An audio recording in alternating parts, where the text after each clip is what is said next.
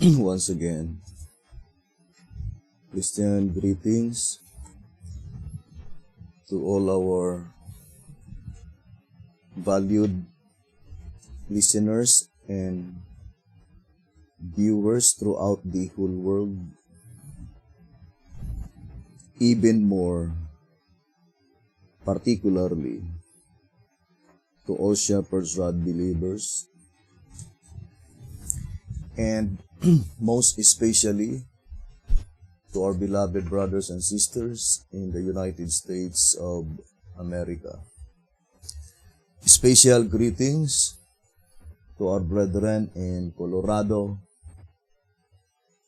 in Texas, Missouri, our brethren in Georgia, in Kansas, and also in Chicago, Illinois, in Fiji Island, Mexico, Spain, in Africa, Kenya, Pakistan, to the United Kingdom, and also to our brethren in Australia. And to the rest of the 144,000 living saints scattered abroad, greetings. This message is directly addressed to all the living saints, 144,000 in number. This is our episode number 8 on the subject, the beast and its image. Now, I would like to begin our study reading 3SM, by which the voice of inspiration is plainly telling that the time will come that America will become the greatest peril. So let's read the statement on 3SM on page, let me see, I could find that statement, 387. It says, beginning on the upper part, our own land is to become a battlefield on which is to be carried on the struggle for religious liberty, to worship God according to the dictates of our own conscience. Then can we not discern the work of the enemy in keeping men asleep who ought to be awake, whose influence shall not be neutral, but entirely on the Lord's side? Shall men cry peace and safety now when sudden destruction is coming upon the world, when God's wrath shall be poured out? America can become the place of greatest peril. America, where the greatest light from heaven has been shining upon the people, can become the place of greatest peril and darkness, because the people do not continue to practice the truth and walk in the light. The more nearly we approach the closing scenes of this earth history, the more pronounced will be the work of Satan. Every species of deception will take the lead to divert the mind from God through Satan's devices. 3SM page 387.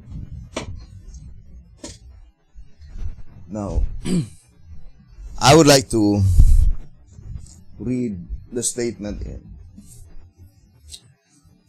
1 SR on page 212, saying, the symbols given by inspiration are perfectly capable of revealing the truth beyond a shadow of a doubt. Any interpretation of the prophecy that does not come up to the exact specification by the symbols is not the kind that can be depended upon, and sooner or later would be exploded. So, this statement is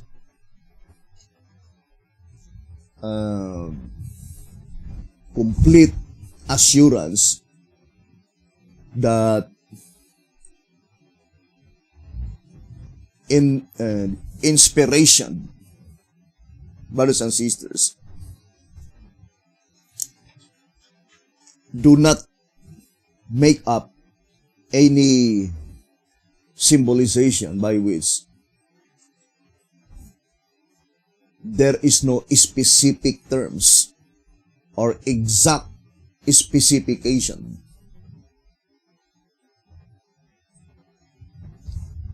And I remember the statement in track 15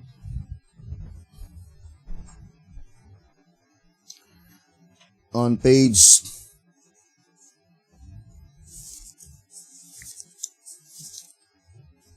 78. So, let's read the statement. In track number 15, page 78.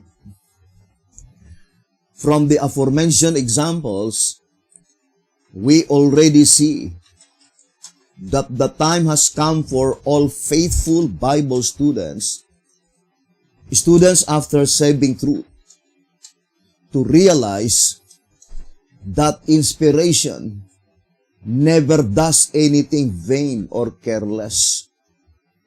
Its work is ever accurately constructed, always dependable at face value, and explicit beyond improvement. So,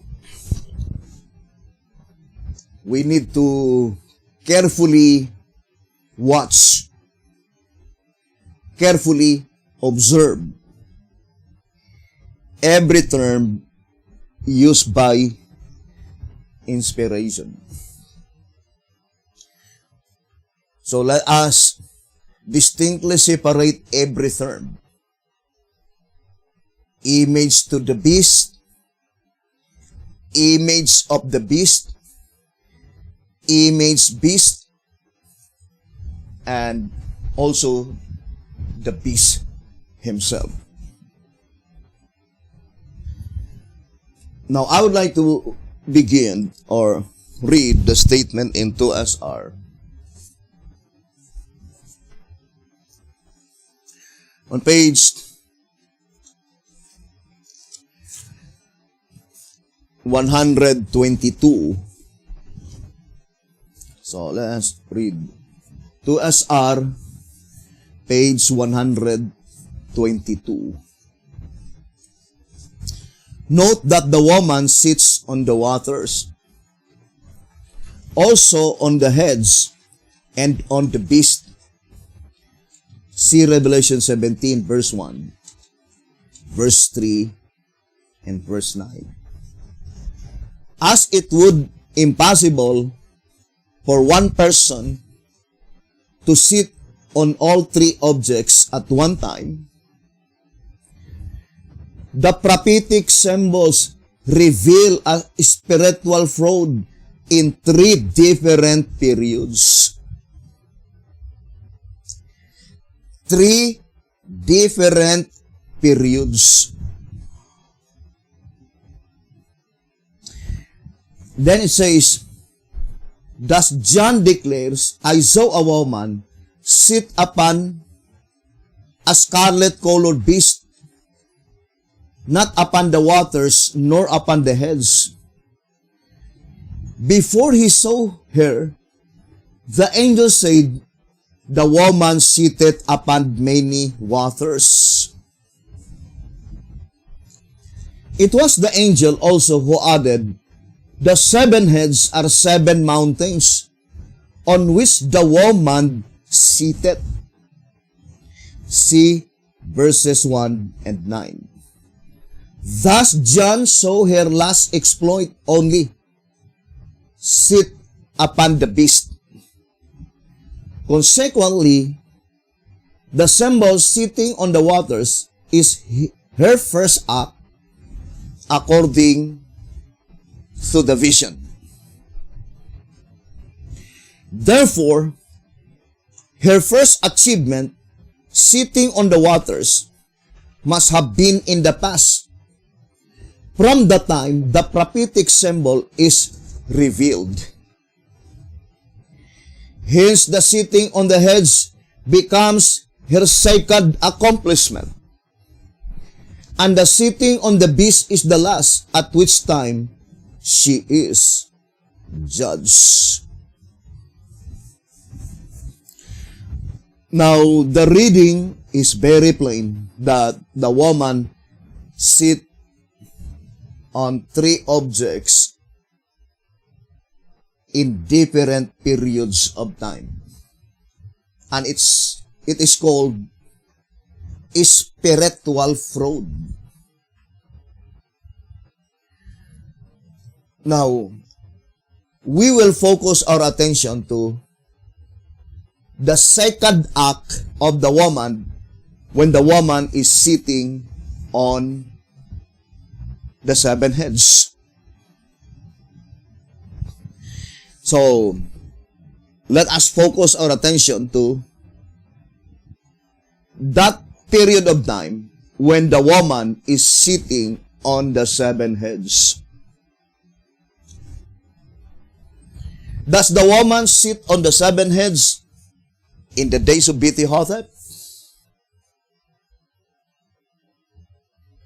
So we need to have a positive answer. When does the woman will sit on the 7 heads? Because the woman will sit on the 7 heads before she will sit on the scarlet-colored beast. According to our reading here in 2SR 122. Now,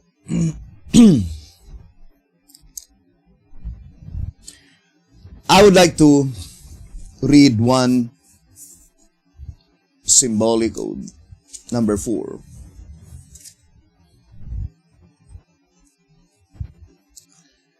I would like to read first.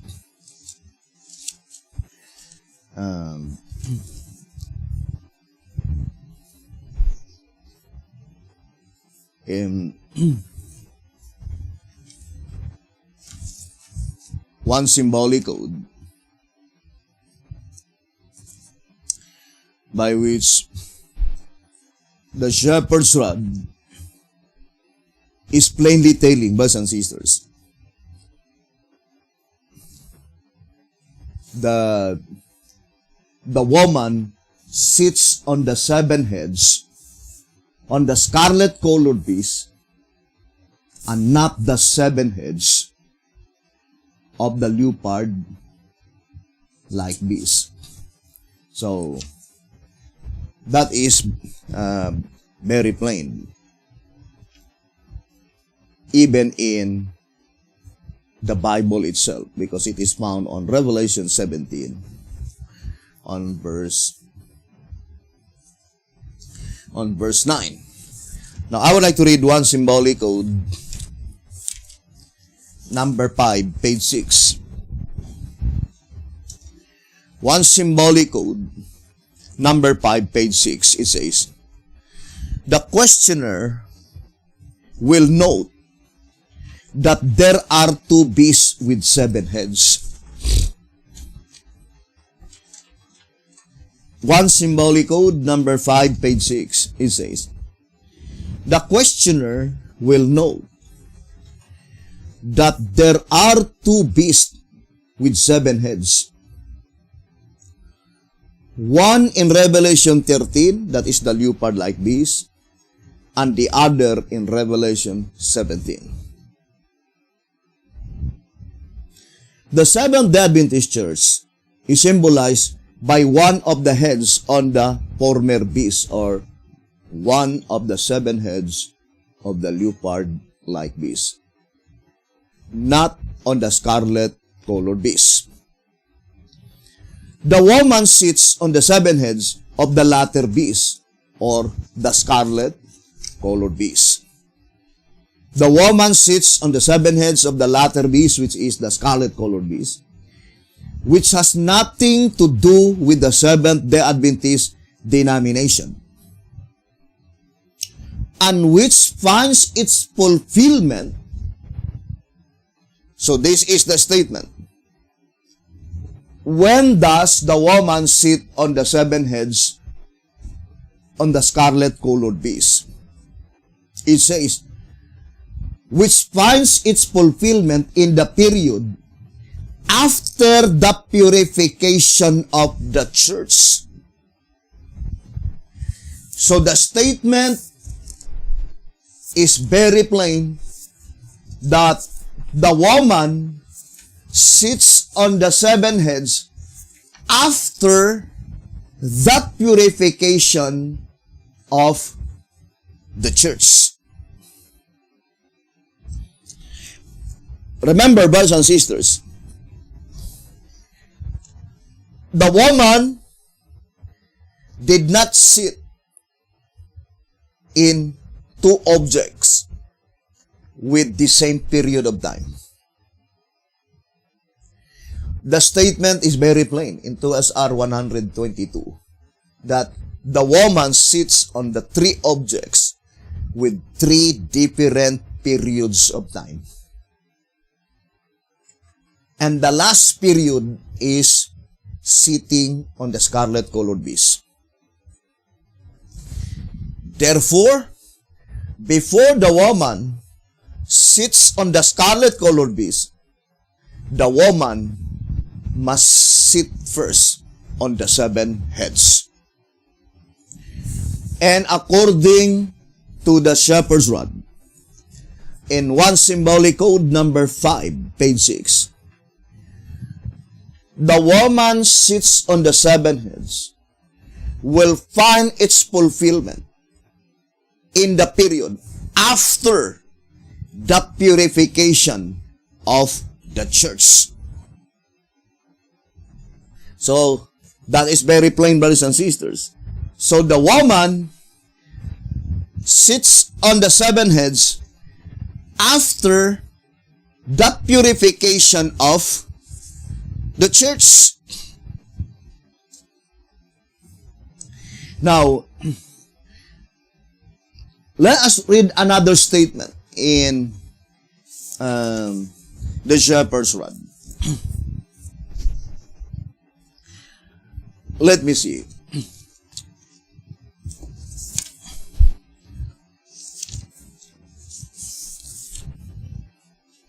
So,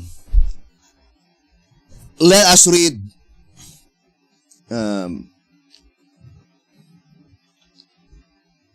the statement here on the old symbolic code.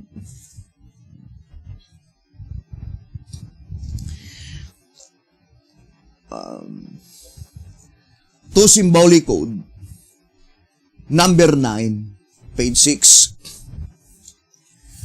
To symbolic code, number 9, page 6. So let us read. To symbolic code, number 9, page 6.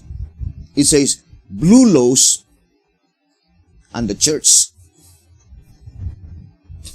So let us read the statement. If the time of trouble or the anger of the nations, which is caused by the union of church and state, the image of the beast. So what is the union of church and state? The image of the beast. But in this reading, to Symbolic Code number 9, page 6, it is even more specific, saying that it is in the time of trouble. Now let's read again. It says, if the time of trouble or the anger of the nations, which is caused by the union of church and state, the image of the beast takes place in the time of the judgment of the living.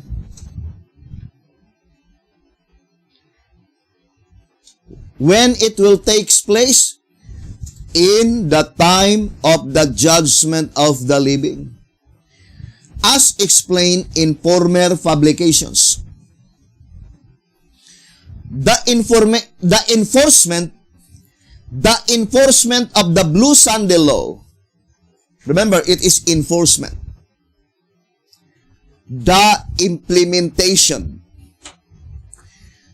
enforcement of the Blue Sunday Law must take place after the purification of the church. Remember, the enforcement of the Blue Sunday Law, that is the time when the woman is sitting on the scarlet-colored beast. Now, brothers and sisters,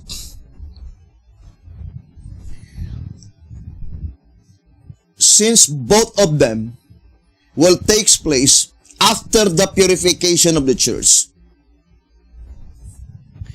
then the only tenable conclusion is that the purification of the church mentioned in 1 Symbolic Code number 5, page 6, could not be the purification of the church mentioned in 2 Symbolic Code 9, verse 6. 2 Symbolic Code number 9, page 6. There are two places by which the term purification of the church must be applied.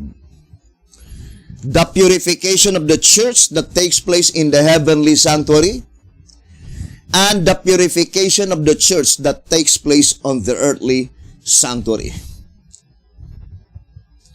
Now, since, brothers and sisters, the sitting on the seven heads precede the sitting on the scarlet-colored beast, and the purification of the church in the heavenly sanctuary precedes the purification of the church on the earthly sanctuary, then we can safely conclude that the purification of the church mentioned in 1 Symbolic Code number 5, page 6, which after the purification of the church, the woman will sit on the seven heads, that purification of the church must be in the heavenly sanctuary. But the purification of the church mentioned in 2 Symbolic Code number 9, page 6, by which the enforcement of the Blue Sunday Law takes place after the purification of the church, that is the purification of the church that takes place on the earthly sanctuary. Now, I would like to read first the statement in tract number 3 on page 53. It says, "This startling revelation shows conclusively that the cleansing according to Daniel 8:14, cleansing and purification are synonymous terms." I will no longer read many passages, but you can read White House Recruiter, page 30. The term cleansing, purification is pointing to the same event. This startling revelation shows, you can quote White House Recruiter, page 30, the terms cleanse, purify, although I am not reading, but for the benefits of those who are listening, you need to post. This startling revelation shows conclusively that the cleansing according to Daniel 8:14 is first of the sanctuary in heaven and second of the sanctuary on earth.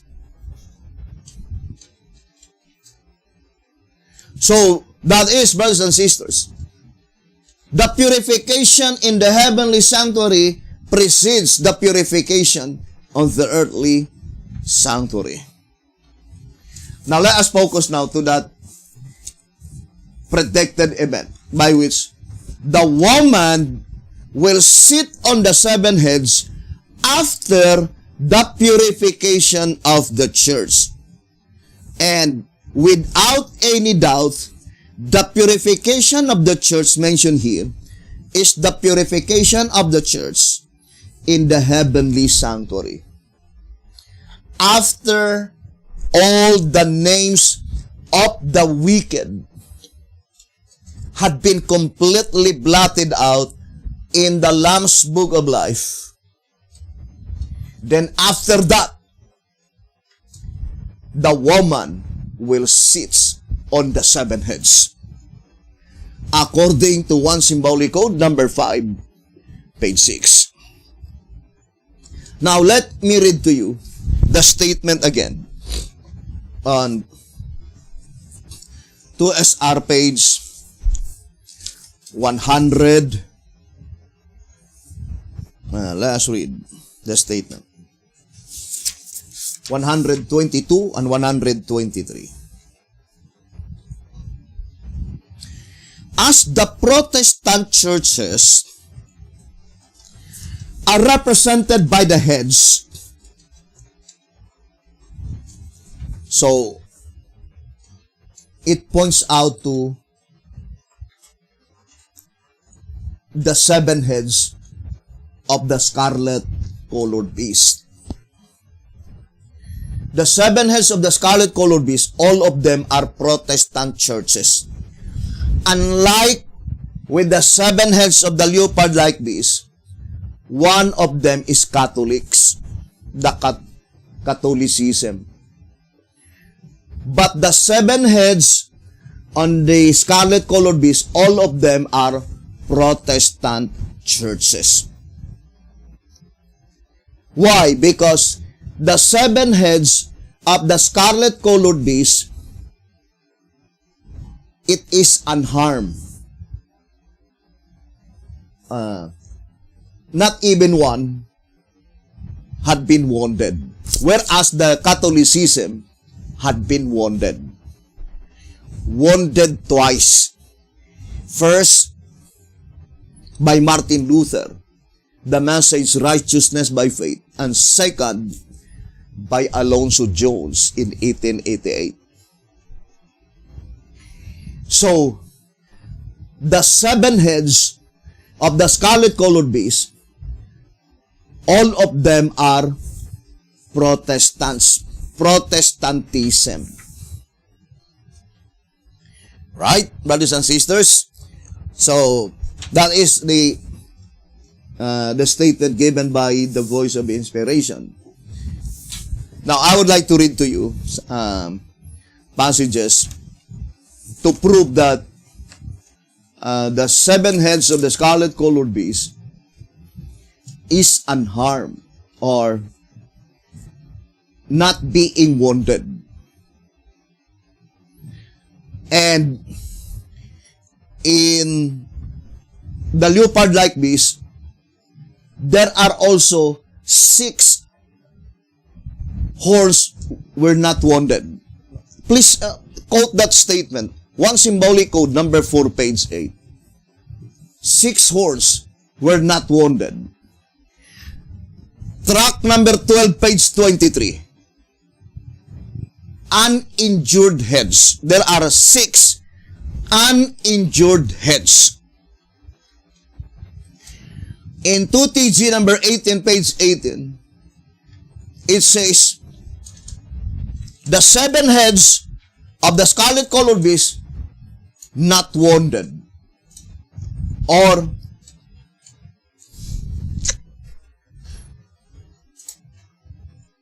in 2SR 112, it is unharmed heads. So, those statements is corroborating to this statement in 2SR 122. And what is the representation of the 7 heads on the scarlet-colored beast? Multi-sectarian system. Now let us read 2SR page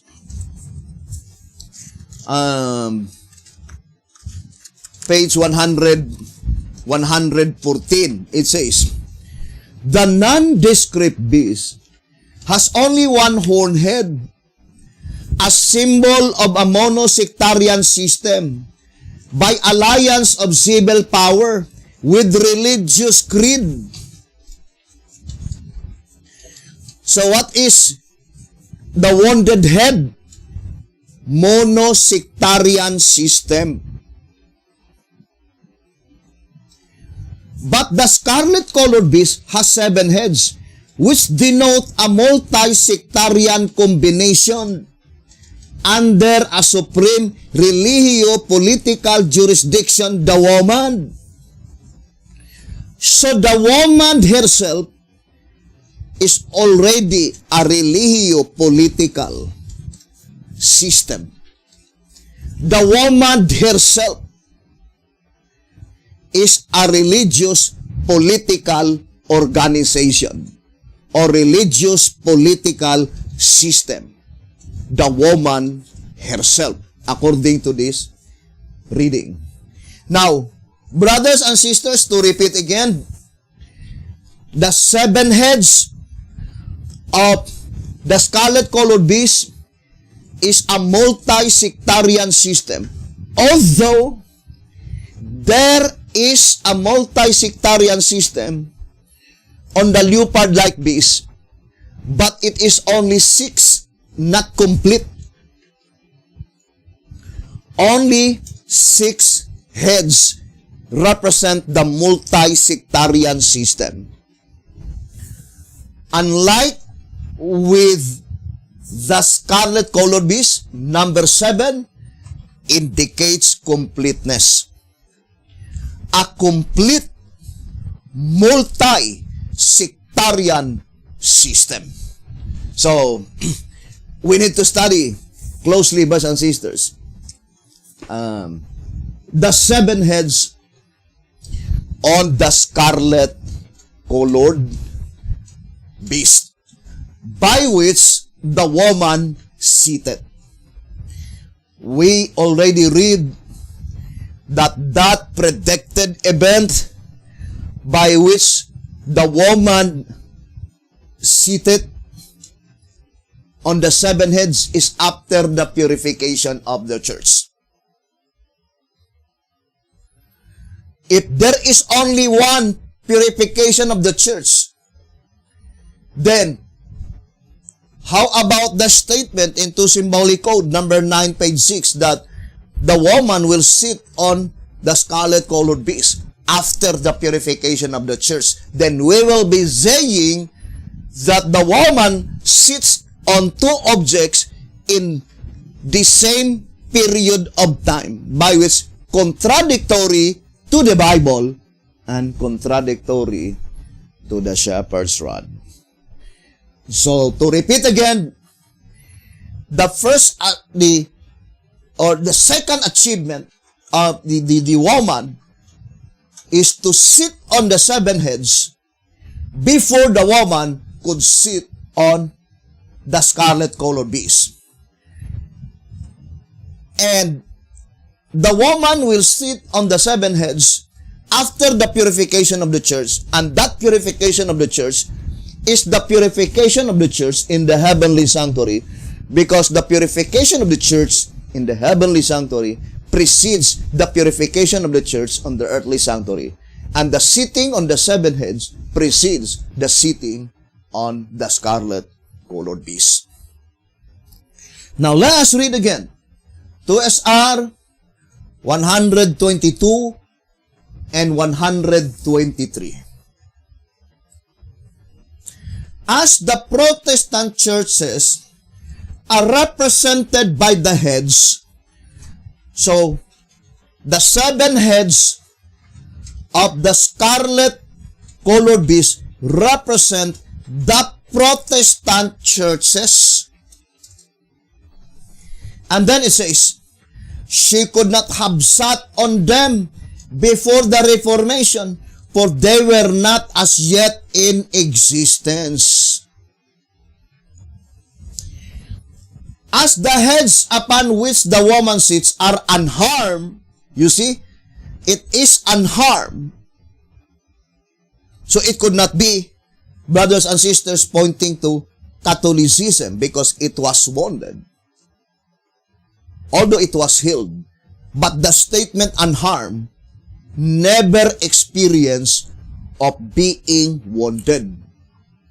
So it says, as the heads upon which the woman sits are unharmed, it is evident that the prophetic symbol is to meet its fulfillment sometime after the deadly wound of the leopard-like beast of Revelation 13:3 is healed. Now, it could not be pointing to the healing of the wound on February 11, 1929. Because that is the healing of the wound that had been wounded by Martin Luther.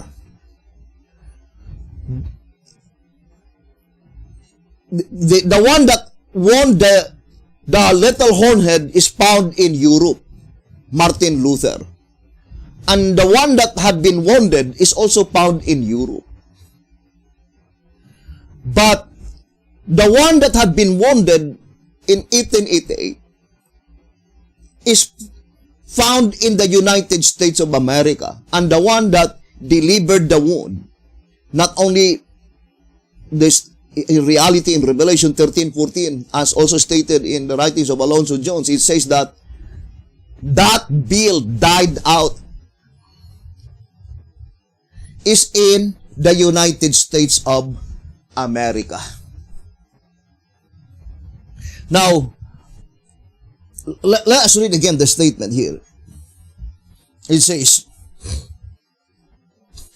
as the heads upon which the woman sits are unharmed, it is evident that the prophetic symbol is to meet its fulfillment sometime after the deadly wound of the leopard-like beast of Revelation 13:3 is healed. The symbol sitting on the heads denotes union of churches, for she sits on them.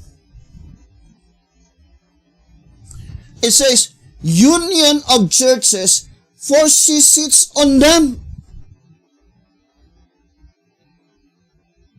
Then it says, therefore, when Catholicism, Protestantism, and Spiritualism clasp each other's hand by the medium of a league, then it could be said, the woman seated on the heads.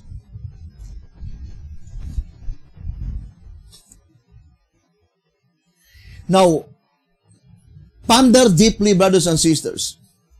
The statement is very plain. When Catholicism, Protestantism, and Spiritualism, brothers and sisters, it is called threefold union. I would like to read the statement in the Old Symbolic Code. Old Symbolic Code. One Symbolic Code number 4, page 8. One Symbolic Code number 4, page 8. It says here, Now, let us read the statement.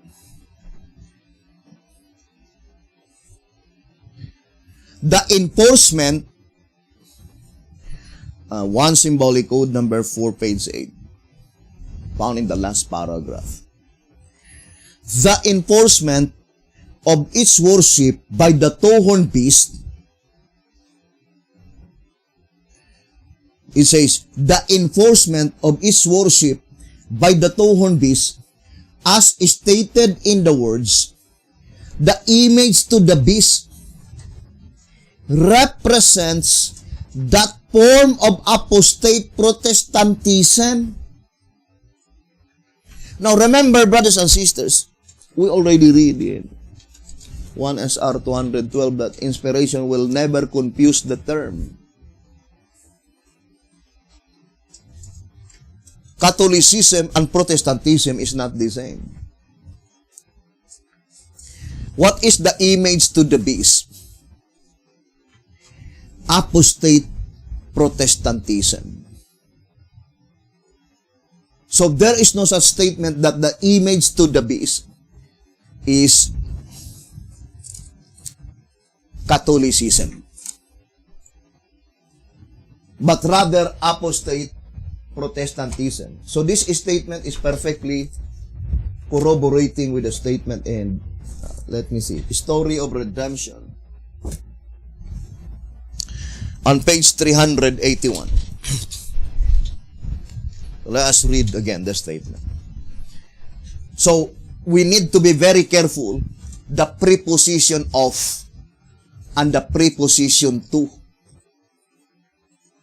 Image to the beast.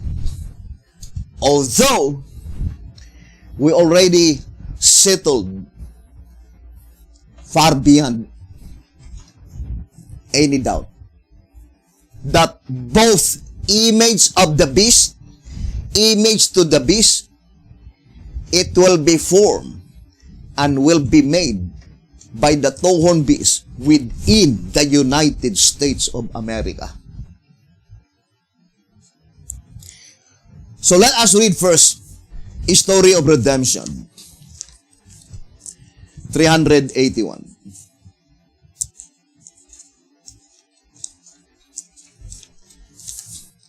So it says here, Story of Redemption, page 381. The beast and its image. By this first beast is represented the Roman Church.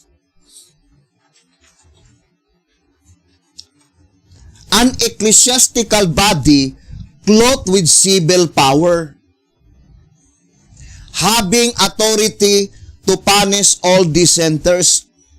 The image to the beast represents another religious body clothed with similar powers.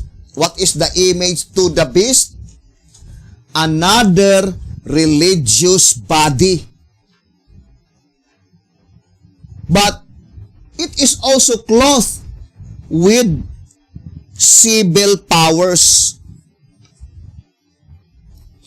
Now, let us continue reading. It says, the formation of this image is the work of that beast. The formation of this image is the work of that beast, whose peaceful rise and mild professions rendered it so striking a symbol of the United States. Here is to be found an image of the papacy, when the churches of our land, uniting upon such points of faith as are held by them in common, shall influence the state to enforce their decrees and sustain their institutions, then will Protestant America have formed an image of the Roman hierarchy. Then the true church will be assailed by persecution as were God's ancient people. So that is very plain, brothers and sisters. It is the Protestant America, it is in the United States of America, that the image to the beast will be formed. And what is the image to the beast? Brothers and sisters, apostate Protestantism. Now, what is the image to the beast? Another religious body clothed with civil power. So it is church and state. So image to the beast is church and state union. Image of the beast, also church and state union. The woman is also church and state union. So we need to be very careful every term used by the Bible and explained by the shepherd's rod. Because the scarlet-colored beast is not the woman. And the woman is not the scarlet-colored beast. But both of them is called image of the beast. The woman is called image of the beast. But the woman is not the scarlet-colored beast. But the voice of inspiration declared clearly that all of them, image to the beast, image of the beast. The one will form it is the two-horned beast. It will be formed in the United States of America. So, we need now to study closely. Because those predicted events recorded in the Bible, as explained by the shepherd's rod, is gradually fulfilling today. And the time will come that the final movements will be rapid ones. Now, let us read again the statement here in One Symbolic Code number 4, page 8. It says, let us read the statement. The enforcement of its worship by the two-horned beast. Who will enforce it? The two-horned beast.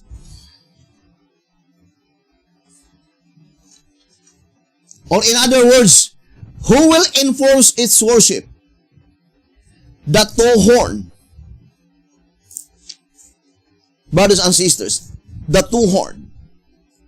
Now it says, the enforcement of its worship by the two-horned beast, as stated in the words, the image to the beast represents that form of apostate Protestantism, not the papacy of today. Not the papacy of today revived. So B.T. Hotep is plainly telling, no, it is not the papacy that had been wounded by Martin Luther and had been revived in February 11, 1929. No. It is the papacy, brothers and sisters, which is the apostate Protestantism. Papacy represents system. But there are two systems employed, represented by the papacy, monosectarian and multi-sectarian.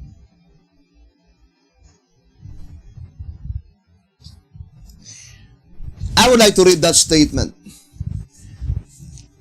in One Symbolic Code number 4, page 7. It says, One Symbolic Code number 4, page 7. The papal face of the nondescript beast is represented by a symbol composed of two elements, horn and head. The horn part depicts a civil power, and the head part a religious system. The papacy. So what is the papacy? Religious system. Brothers and sisters, and there are two religious systems, monosectarian system and the multi-sectarian system. But this apostate Protestantism, B.T. Hotep is plainly saying that not the papacy of today revived. What is the papacy that had been revived in February 11, 1929? The monosectarian.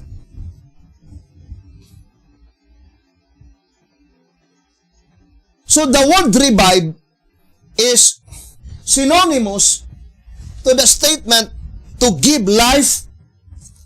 Now I would like to read here in Revelation 13 on page 15, and it says, and he had power to give life unto the image of the beast. That image of the beast should both speak and cause that as many as would not worship the image of the beast should be killed.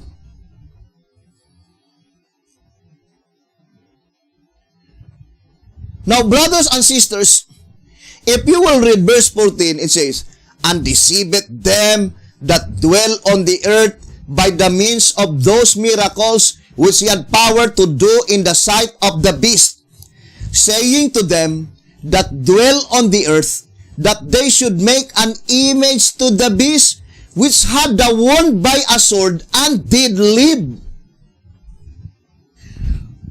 What had been wounded by Martin Luther? No, it is not the image to the beast. It is the beast. The part of the nondescript beast, the little horn head. Remember, there is no image to the beast. There is no image of the beast in the old world, because the image to the beast, an image of the beast, is made by the two-horned beast. It is formed by the two-horned beast. And the two-horned beast began to rise in power in 1798. Now, I would like to read first to made clear, brothers and sisters, that statement.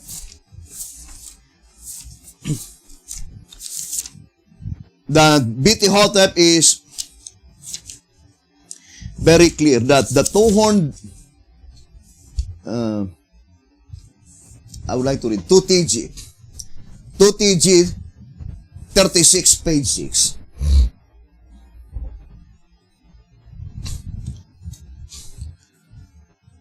TG 36 on page 6.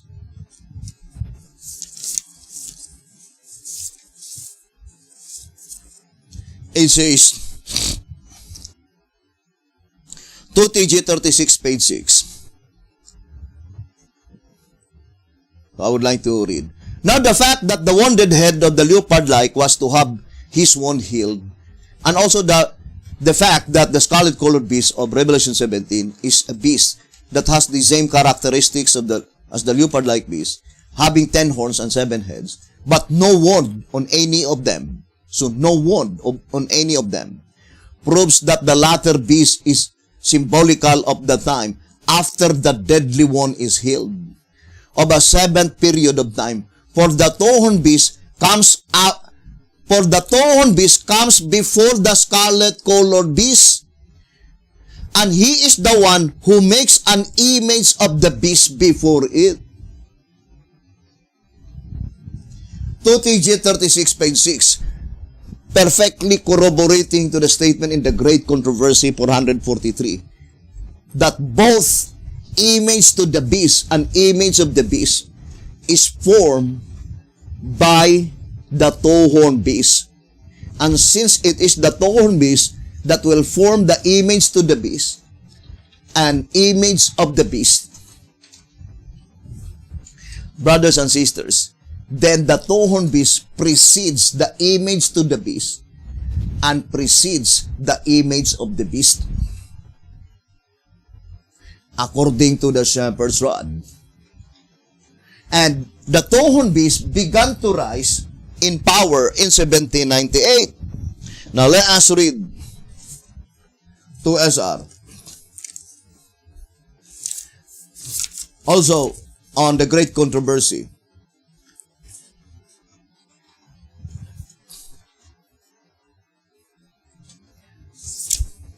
Although here it says, but 1776, it is illustrated that that seed is still in the ground, but it did came up in 1798, as stated in the great controversy. The great controversy, page 440.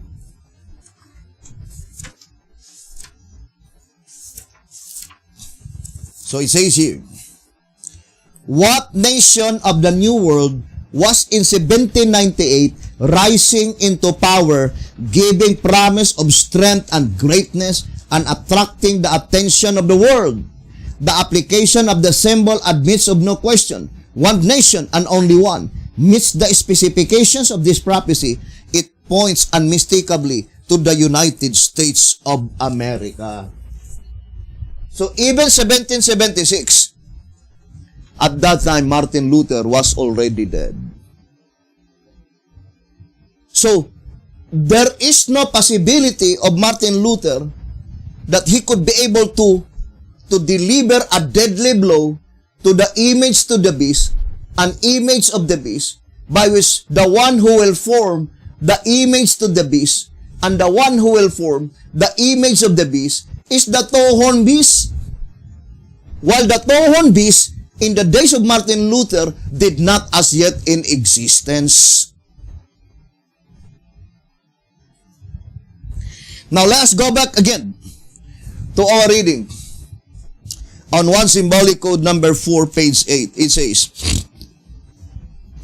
the enforcement of its worship by the two-horned beast, as stated in the words, the image to the beast represents that form of apostate Protestantism, not the papacy of today. Now, this is the question. What is the enforcement of its worship by the two-horned beast, which is the image to the beast? Does the enforcement of its worship, which is called image to the beast, which is the apostate Protestantism, will be enforced after the 144,000 are completely sealed? It is very important to study, brothers and sisters, this enforcement.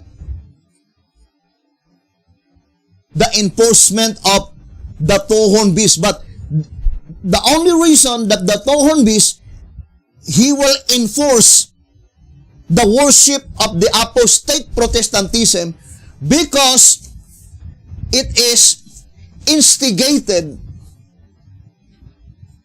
brothers and sisters, by the 7 heads of the scarlet-colored beast. Now, let us read again. Hear the statement given by the voice of inspiration.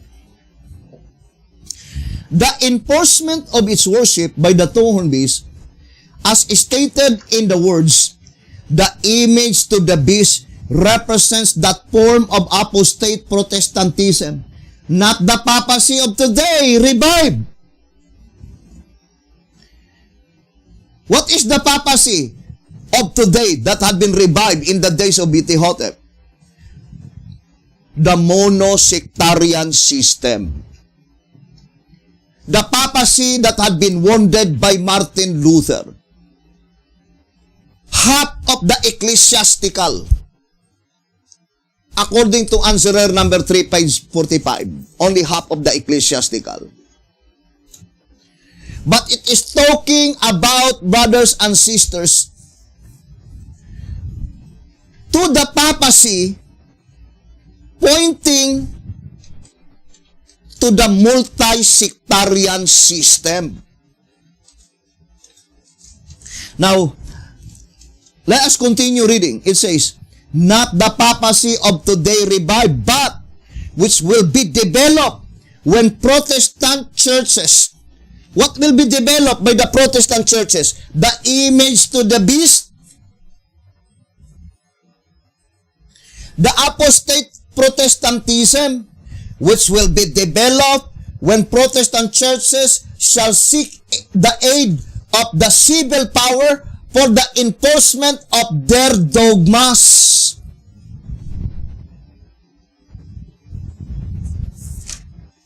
Now let us go back to our subject, the woman sitting on the 7 heads, and then go back to the portion, brothers and sisters.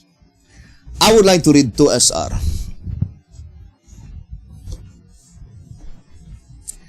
2 SR, page 160.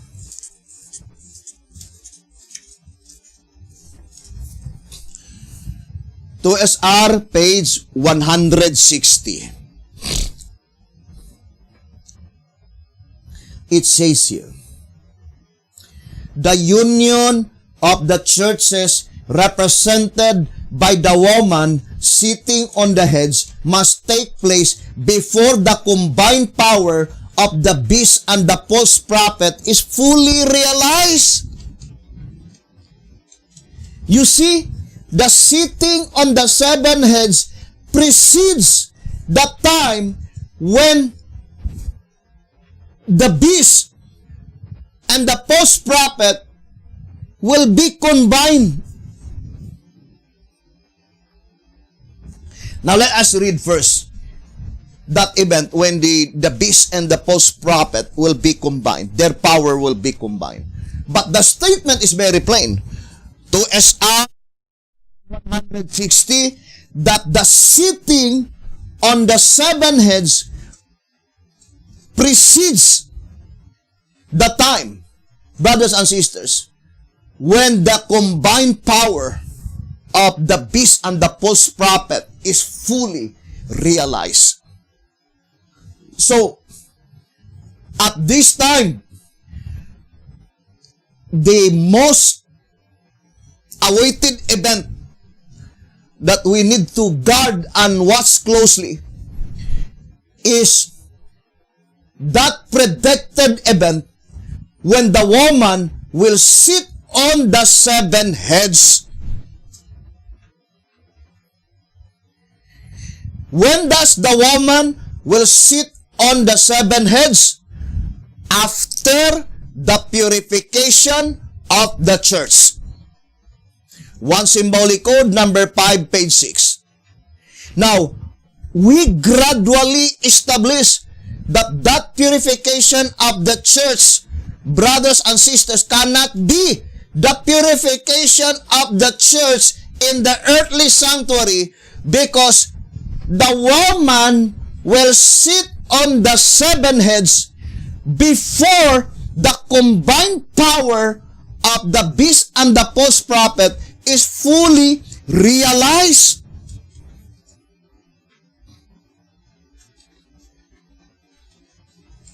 Now, brothers and sisters, the combined power of the beast and the false prophet precedes the event by which the woman will sit on the scarlet colored beast.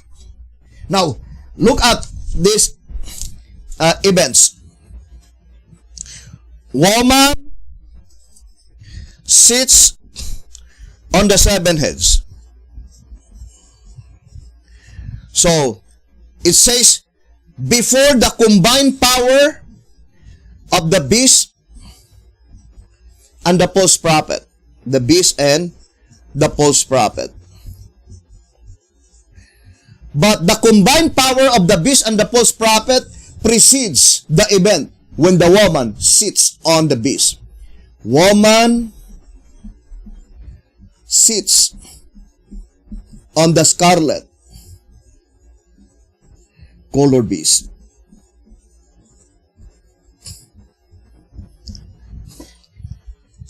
So, that is the chronological order of events. Now, let us read first track number 12.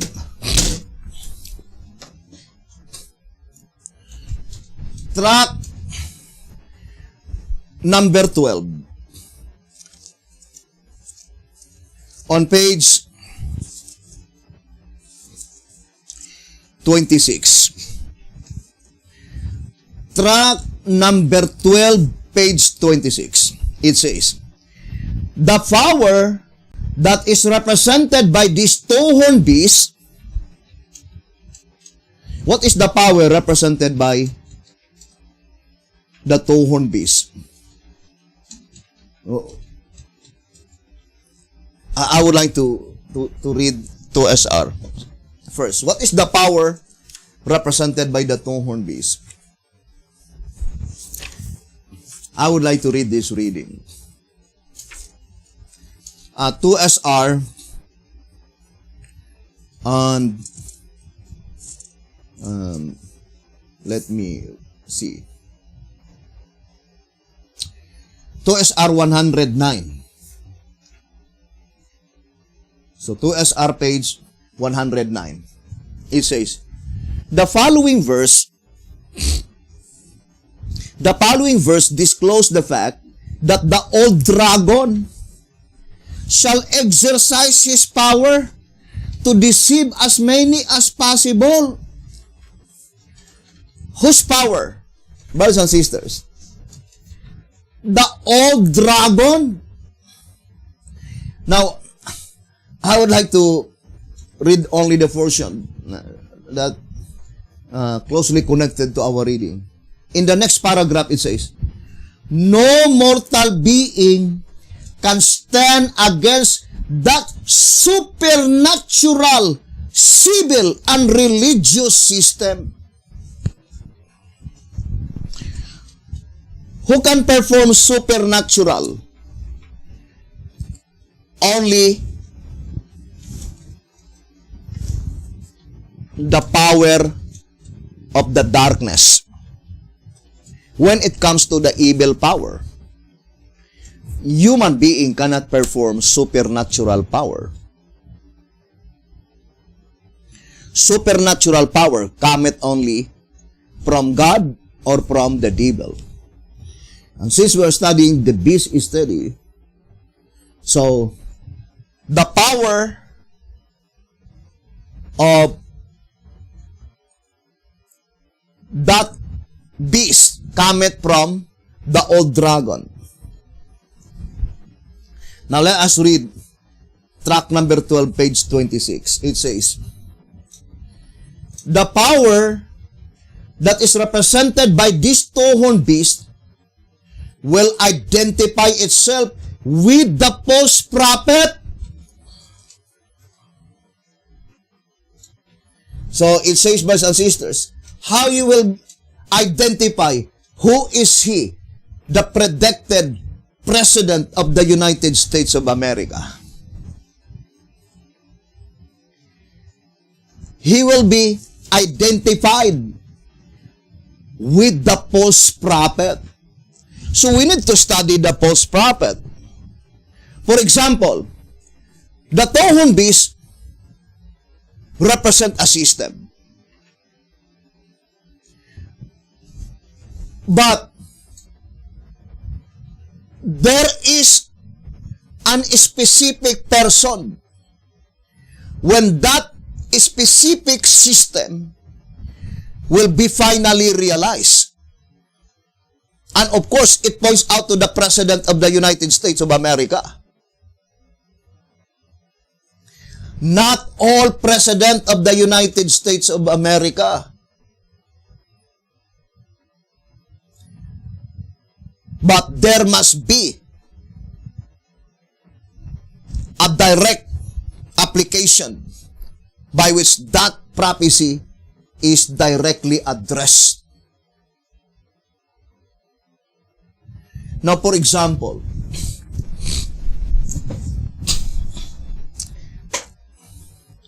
here, brothers and sisters, and I would like to read, written by Alonzo Jones.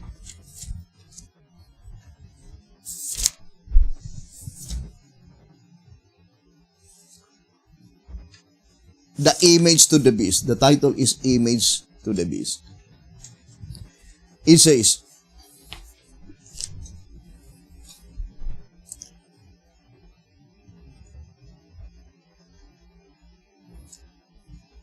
what is the false prophet? Look at this question. What is the false prophet? In other words, congregation answered, the two-horned beast.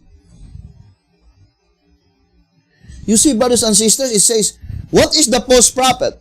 In other words, the congregation answered, the two-horned beast. But the Shepherd's Rod says that the beast is identified by the false prophet. So let us distinctly separate the two-horn and the beast.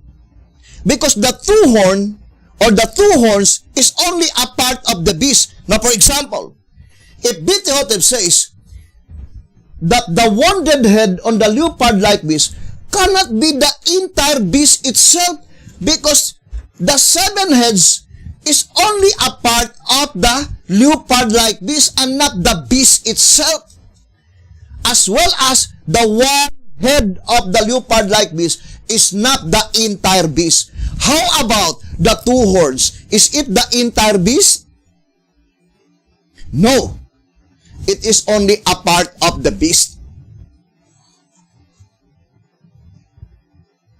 Now, I would like to read again the statement. What is the false prophet?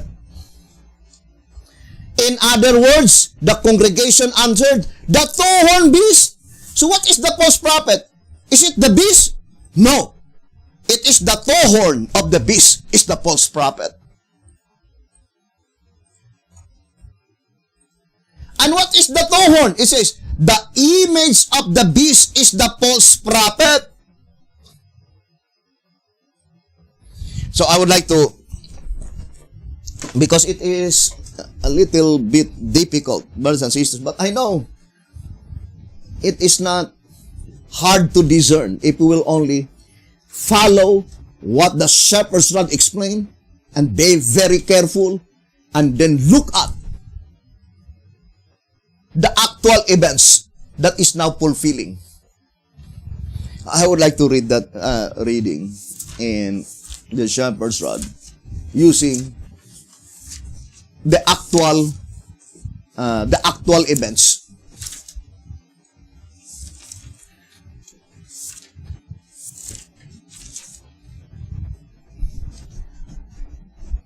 And track number 15, page 76. Track number 15, page 76.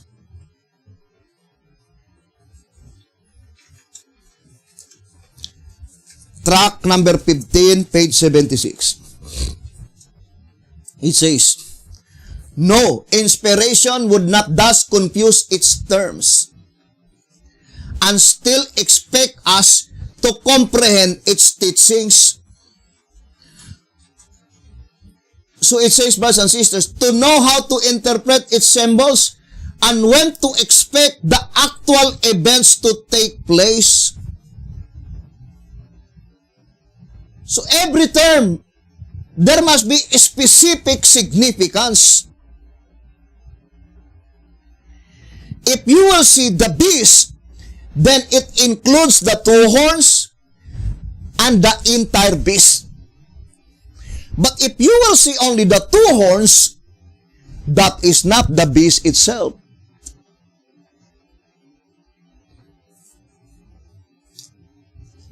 How you will identify the beast?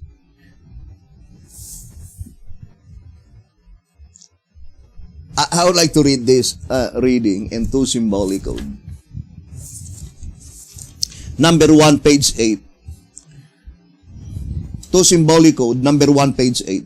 The above explains that the two-horned beast is the one to whom the number 666 belongs. And that this beast of Revelation 13:11 to 18 and the king of the north of Daniel 11:45 are the same power. So do not forget Daniel 11 verse 45. Are the same power. Therefore, the nation represented by this particular beast and the king of the north, or the man who is to be the head, meaning president, king of that nation, pointing to the United States of America, in the time when this image beast, the two-horn, what is the two-horn? Image beast.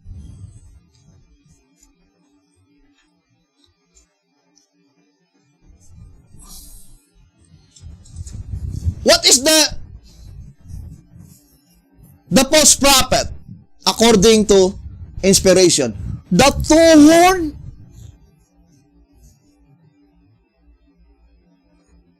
Brothers and sisters, the two-horn. What is the two-horn in that reading? The image of the beast. But here, what is the two-horn? Image beast. What is the apostate Protestantism? Image to the beast. Now, let us read again the statement. It says,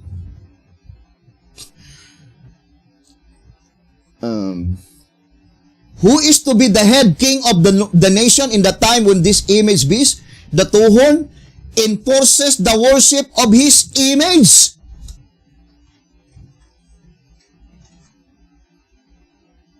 So, what he will enforce?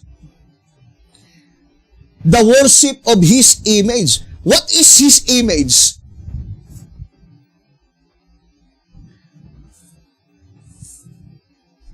Brothers and sisters, there are two horns. The other is ecclesiastical. The other is civil. I would like to read that statement. And por SP.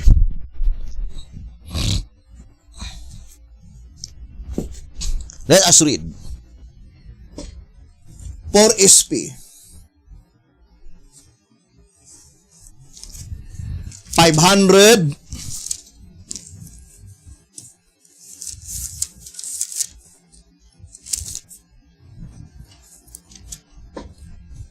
502. For SP 502. The beast with two horns, Revelation 13:11 to 17, is in a different locality, coming up out of the earth, not by the conquest of or nations and peoples, but growing as a plant out of the earth.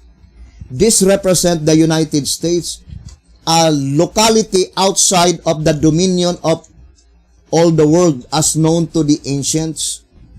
This beast has two horns, the civil and the ecclesiastical.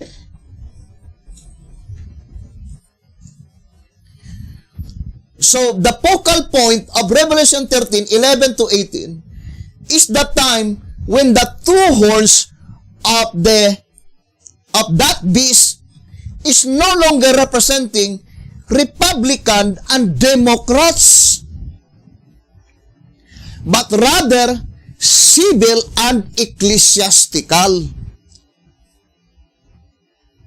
If that is civil and ecclesiastical, that is union of church and state. That is why the beast is identified by the false prophet. What is the false prophet? The union of church and state. We should not limit our understanding that when we talk about false prophet, immediately we point to one singular person. Although there is an identity of that one singular person. But let us go first to the system represented by the false prophet.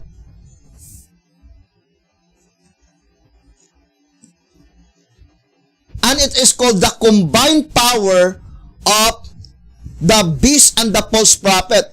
What is the beast? Civil. What is the false prophet? Ecclesiastical. So at that time, the two horn must be civil and ecclesiastical. Now let us read again the statement here. 4 SP 502. This beast has two horns, the civil and the ecclesiastical. Now, I would like to go back first to the statement into Symbolic Code number 1, page 8. It says, as the fulfillment of this prophecy is yet future, you see, B.T. Hotep says, the man mentioned here, the President of the United States of America, by which he will be identified by the false prophet. Brothers and sisters, still future in the days of B.T. Hotep. As the fulfillment of this prophecy is yet future, we cannot now tell who will then be the head, king of the north of this prophetic nation, modern Babylon. That is symbolized by the two-horned beast.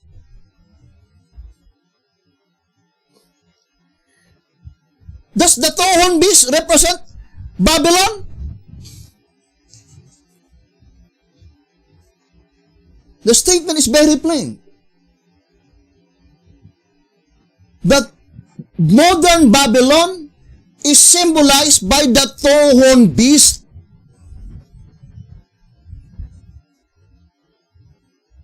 But if you will read, brothers and sisters, I would like to read one symbolic code.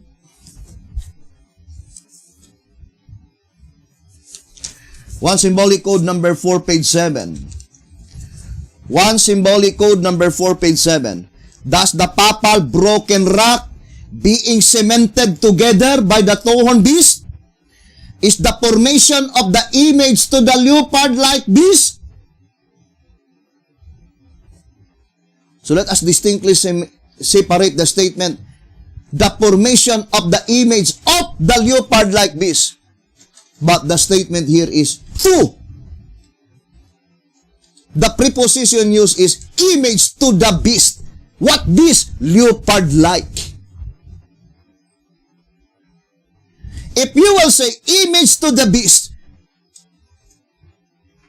brothers and sisters, what does it mean? Religious body? Story of Redemption 381? So that image to the beast, my dear brothers and sisters, it must be the fulfillment of that event by which the woman seated on the 7 heads. Because the image to the beast, it is pointing to religious body, but the statement says, clothed with civil power.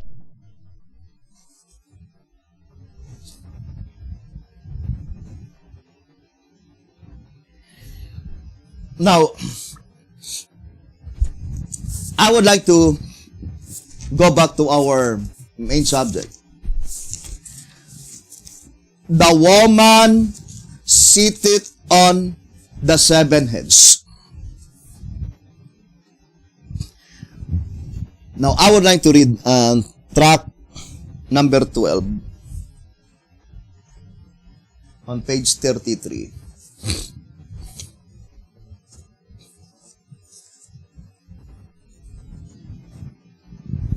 It says, tract number 12, page 33. Here sitting on the heads verse 9, denotes that she is to control the churches.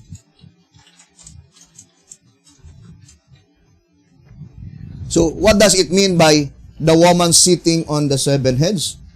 She is to control the churches. What things that she will control? Brethren, the bottom line is the 144,000. The bottom line is the 144,000. That is the reality. The devil, the dragon,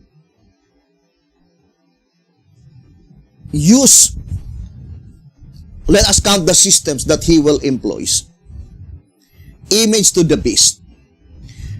Image of the beast. Woman. The beast. False prophet. Then, brothers and sisters, what system? Multi-sectarian system. Monosectarian system.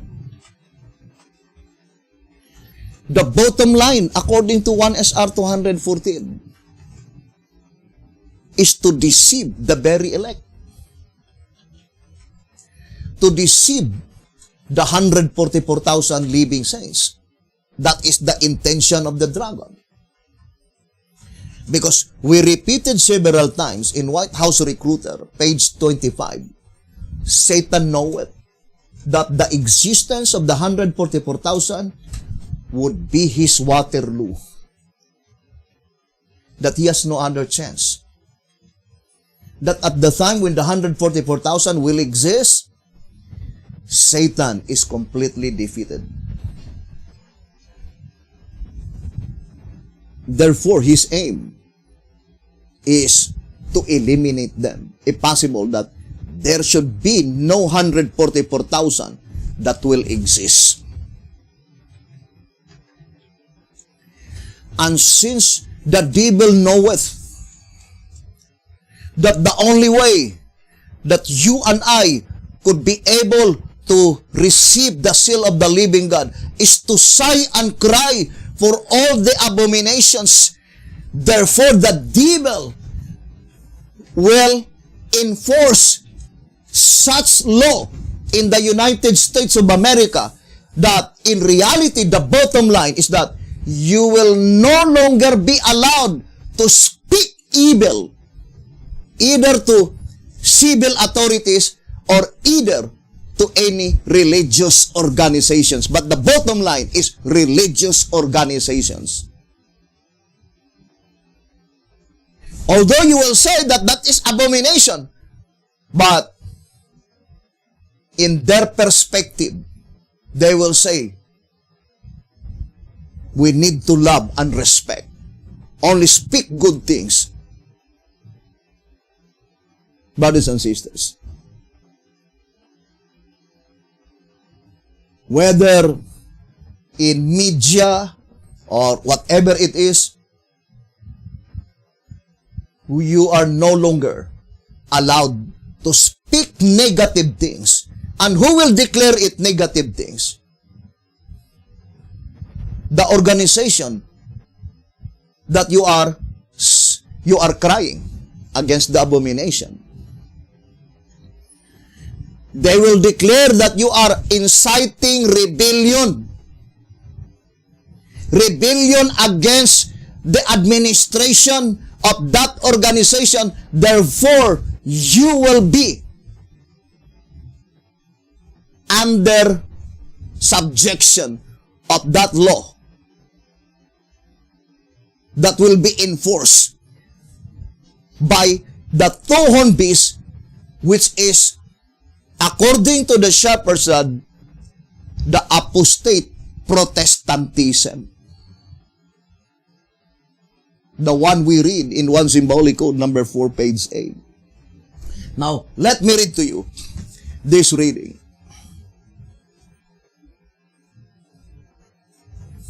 13 Symbolic Code 3 and 4, page 10. Let's read this statement. The confederacy that we are studying this afternoon or this evening commences before the loud cry and before the slaughter of Ezekiel 9. What is this confederacy?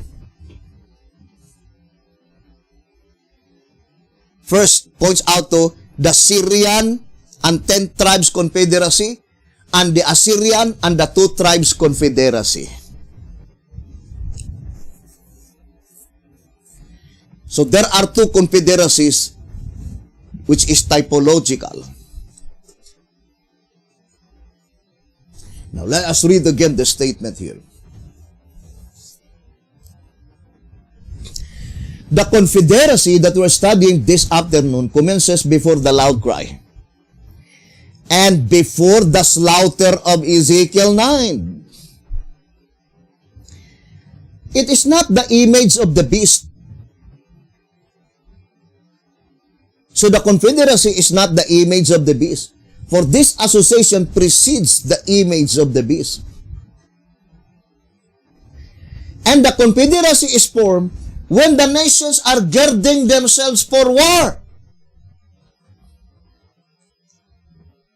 But the current events is that United States of America are girding themselves for war against China, against communism.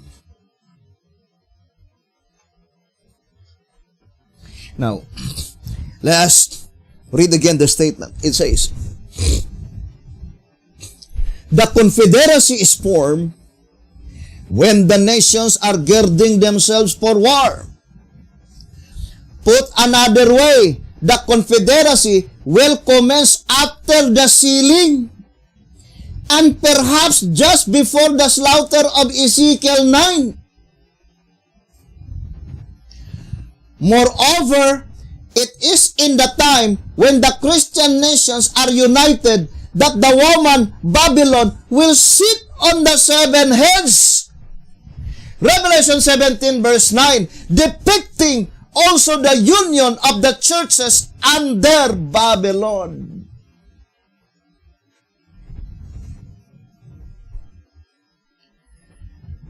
Now, this confederacy, brothers and sisters, woman sitting on the 7 heads, that is Babylonian confederacy. Babylonian confederacy under the Assyrian period. Not the Babylonian confederacy under the Babylonian period. But that Babylonian confederacy, in reality, brothers and sisters, according to the Shepherd's Rod, the Seventh-day Adventist Church are not involved.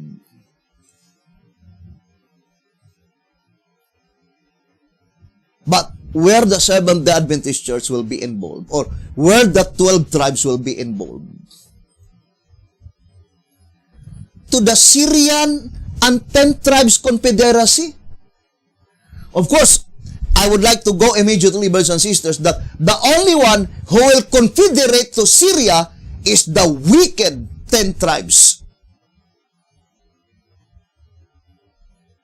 And the only one who will confederate to Assyria is the wicked 2 tribes. Or the unsealed ones.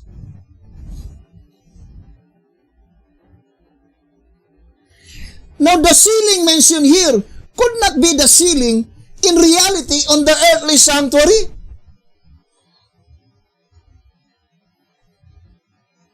Because this confederacy will be fulfilled when the woman is sitting on the 7 heads.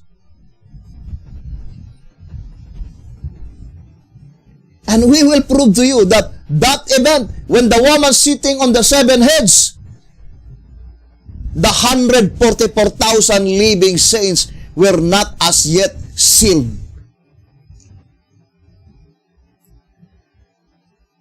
That is the reason why the devil permitted the woman to sit on the seven heads to prevent the existence of the 144,000.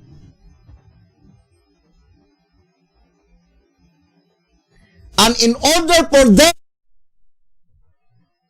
to be under such deception, the devil employed that confederacy, Syrian and 10 tribes confederacy. Now, I would like to read to you, brothers and sisters, the statement in track number 14.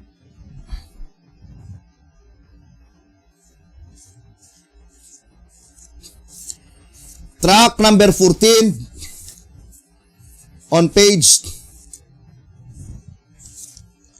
Let us read the statement given by the Shepherd's Rod. Track number 14, page 33. Although we have a separate subject concerning about it, but it is closely connected to our subject. What subject? The woman sitting on the seven heads. Because the statement given by inspiration that this confederacy is formed at the time when the woman is sitting on the seven heads.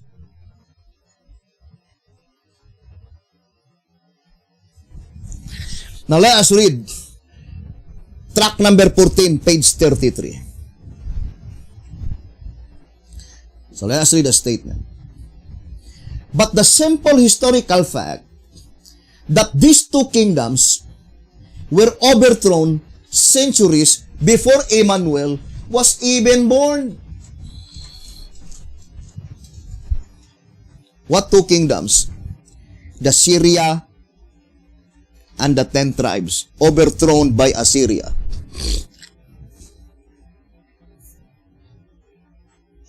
But the simple historical fact that these two kingdoms were overthrown centuries before Emmanuel was even born brings a time discrepancy which can be reconciled only by the conclusion that all four nations,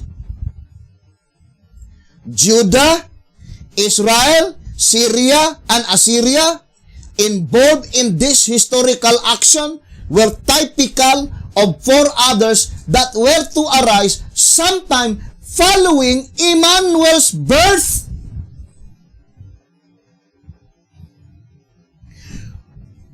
Brothers and sisters, when would be the Syrian and 10 tribes confederacy will occur? And the 2 tribes and Assyrian confederacy will occur.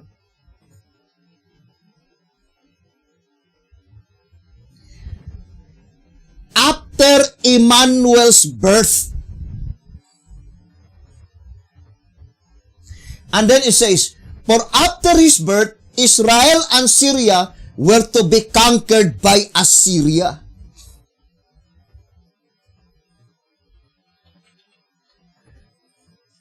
Now, what does it mean by Israel and Syria will be conquered by Assyria? Then it says, necessarily then, there must be found in the Christian dispensation a backslidden Christian power, Israel, confederated with a pagan one, Syria, to the end of assimilating or annihilating the Orthodox Christians, Judah. And the only such confederacy in the Christian era was the unholy union of church and state which ruled during the Dark Ages and which sought the destruction of the born-again who refused to depart from the apostolic faith and submit to a Christian, pagan, Israel, Syrian confederacy.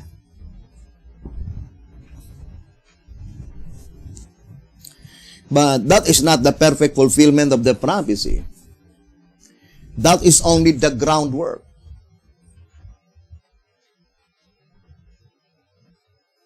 What is the image to the beast? What is the image to the leopard-like beast? Now, let us read, brothers and sisters, again, the statement given by the shepherd's rod.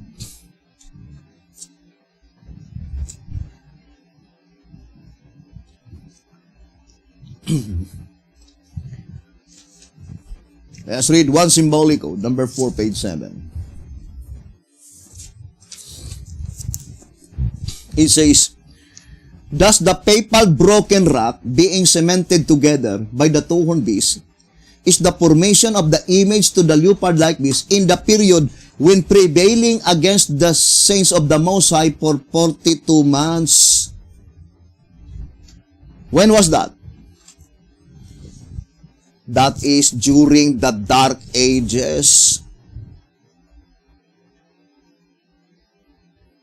Now, brothers and sisters, what is the statement? During the Dark Ages, church and state. I will no longer read. Hornhead, church and state.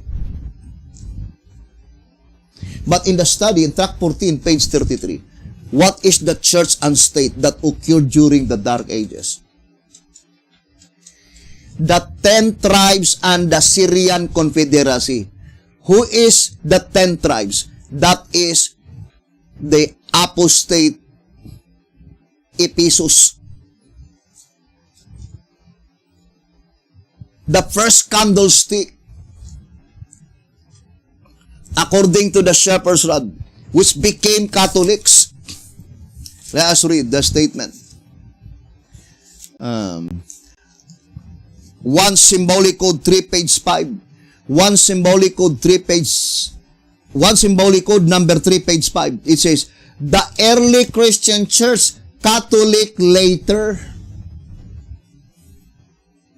One symbolic code number 3, page 5. So, who is the 10 tribes? The Ephesus.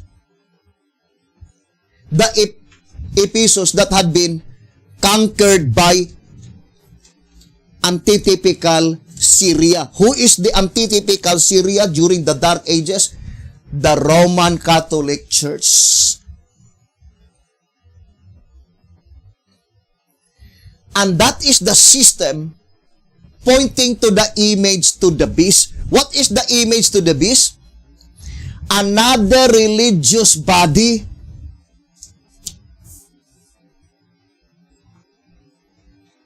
Now, brothers and sisters, then we can easily discern in this study, although we'll explain it in the subject, the Assyrian Confederacy, that the 10 tribes represent the Seventh-day Adventist Church that will confederate to antitypical Syria. Brothers and sisters, the Catholicism in the United States of America, which is pointing to the evangelical church. So the Seventh-day Adventist Church and the evangelical church will join together. And who will form it? The two-horned beast in the United States of America. And it is called image to the beast. When would be that fulfillment of the prophecy? That is the illustration that the woman seated on the 7 heads. So, in the antitype, it is even more broader in scale, larger in scope than in the original. Because in the original, in the type, there is no illustration that the woman seated on the 7 heads.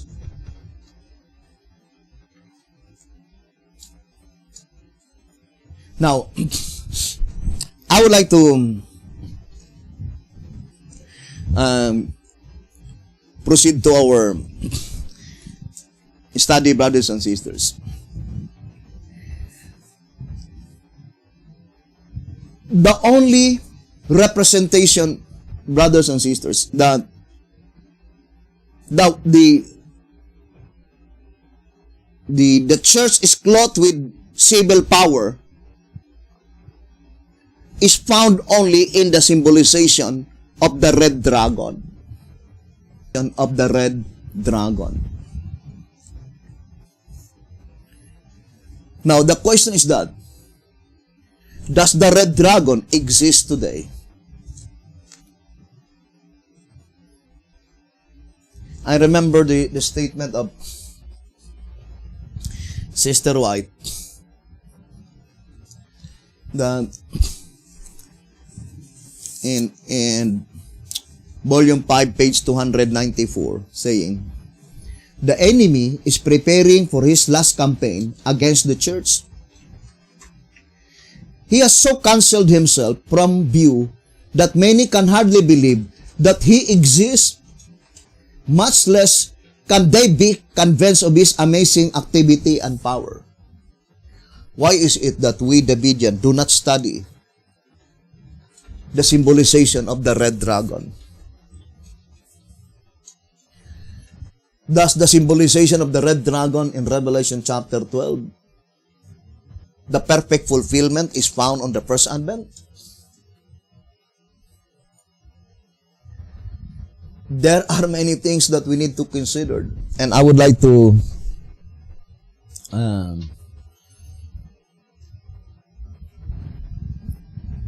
one by one enumerate the concrete evidence that Revelation chapter 12, the direct application is in the judgment that pertains to the living. Number 1, it is a part of the seventh seal.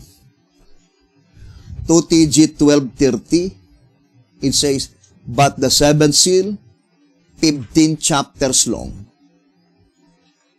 Track 15, page 10, it says, the seventh seal began on chapter 8 and ends on chapter 22. So chapter 12 is a part of the seventh seal. That is the first concrete evidence. The second concrete evidence is that the woman in Revelation chapter 12, at the time it did exist, the woman is clothed with the sun.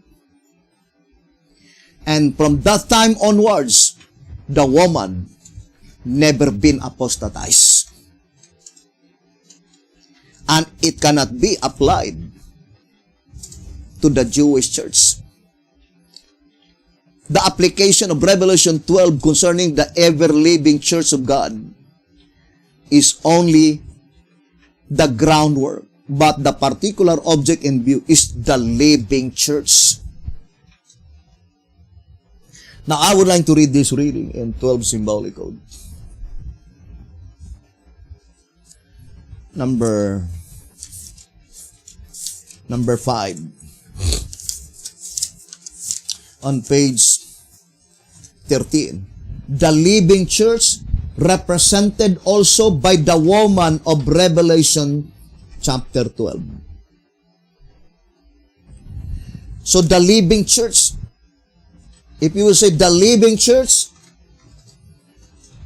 brothers and sisters, that is the church that will no longer to taste death. That is the church in the judgment that pertains to the living. Now, I would like to read Revelation 12 verse 13.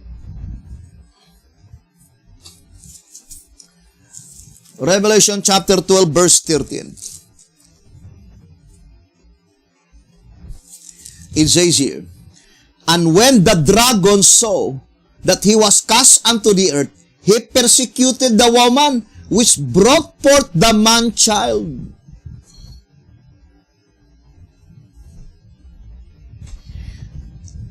I think I will no longer expound the man-child. Every Davidian will accept that the man-child is Jesus Christ. Now, this is the question. Who brought forth Jesus Christ at His first advent? The Jewish church. Right? So, it is the Jewish church. There is no question for that. 2SR, page, let us read the statement given by the voice of inspiration. 2SR, page 72. Thus it was the Jewish church that brought forth the Son of God, and not the Christian church. You see? Who brought forth the man-child, which is Jesus Christ? The Jewish church. What is the statement in Revelation 12:13? Whose church that had been persecuted by the dragon? The woman who brought forth the man-child. Who brought forth the man-child? On the first advent of Jesus Christ, the Jewish church. Does the Jewish church have been persecuted by the dragon? No. It is the Jewish church that had been used by the dragon, brothers and sisters, to persecute the apostolic church. But the apostolic church is not the church that brought forth the man-child. Now, I would like to read tract number 12, page 43. It says, let us read. Tract number 12, page 43. To begin with, we see from this scripture that the woman left the vineyard, homeland, Palestine, and went into the Gentile world after her child was born. And that is in her Christian period. When the dragon persecuted her through the instrumentality of the Jews. What is the instrument of Satan to persecute the Christians? The Jewish church. Now, here's a statement that I would like to read. 1 Symbolic Code, number 9, page 3. 1 Symbolic Code, number 9, page 3. Let us read the statement. 1 Symbolic Code, number 9, page 3. The Seventh-day Adventist Church, repeating the history of the Jews. So the Seventh-day Adventist Church repeating the history of the Jewish church. Volume 5, page 160. Will be swayed by its priests and rulers today to take a course against the faithful servants of God. And that is the 144,000. Similar to that followed by the priests and rulers in their treatment of Christ and the apostles. You see? Similar to that followed by the priests and rulers in their treatment of Christ and the apostles. As the 144,000 become more and more like their Savior. What a wonderful statement. The 144,000 become more and more like their Savior. I think the same with the statement in Christ Object Lesson, page 69, that when the character of Christ will be perfectly reproduced in His people, then God will claim them as His own.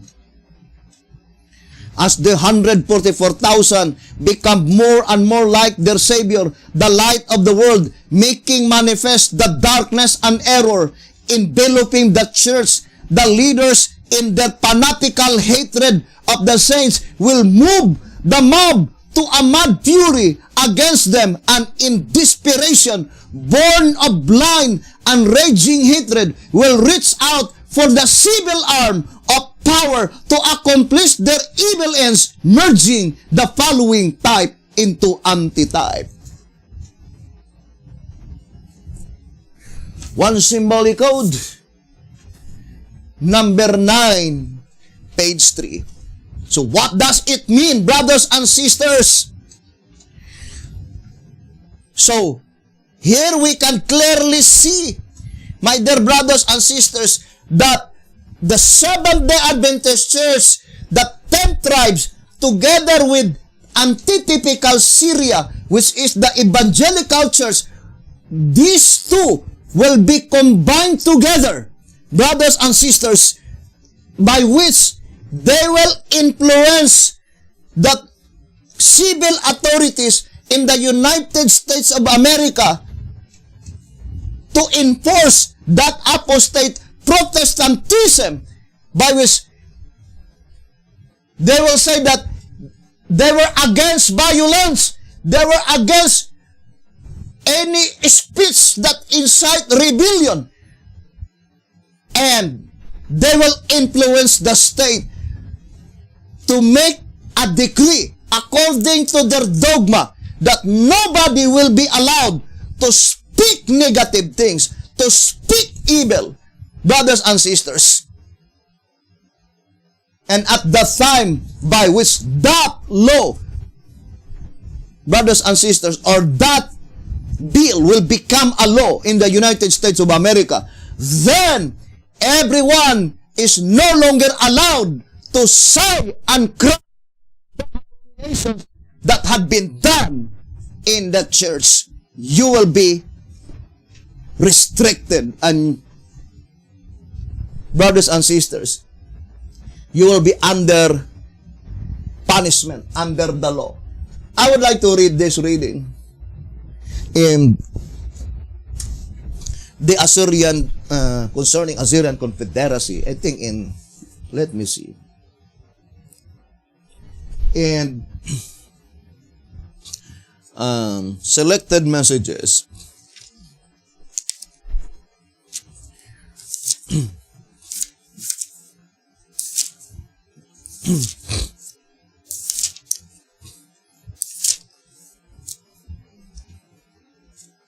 Here the voice of inspiration is,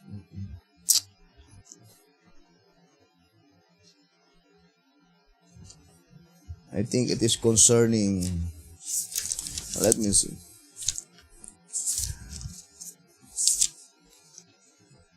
By which the spur prophecy also warned unto us. Let me see. I think 371 or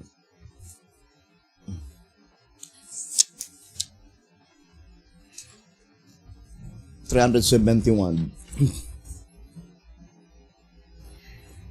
on selected messages, book 2, 371.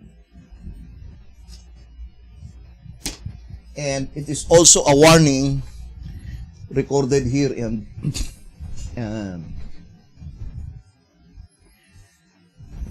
and of course it is pointing to the legality of the church, or the time will come that the only one who could operate in the United States of America are those who are legally registered on the Securities and Exchange Commission. And if you are legally registered in the Securities and Exchange Commission, you are under obligation to abide the law, by which that law prohibits you to speak any negative things to any other religious organizations. Here in 2SM 371, it says, not to unite with the world. There is to be no compromise with those who make void the law of God. And I remember, brothers and sisters, that there are two unseen powers really working, because according to the shepherd's rod, as far as the shepherd's rod is thus concerned, brothers and sisters,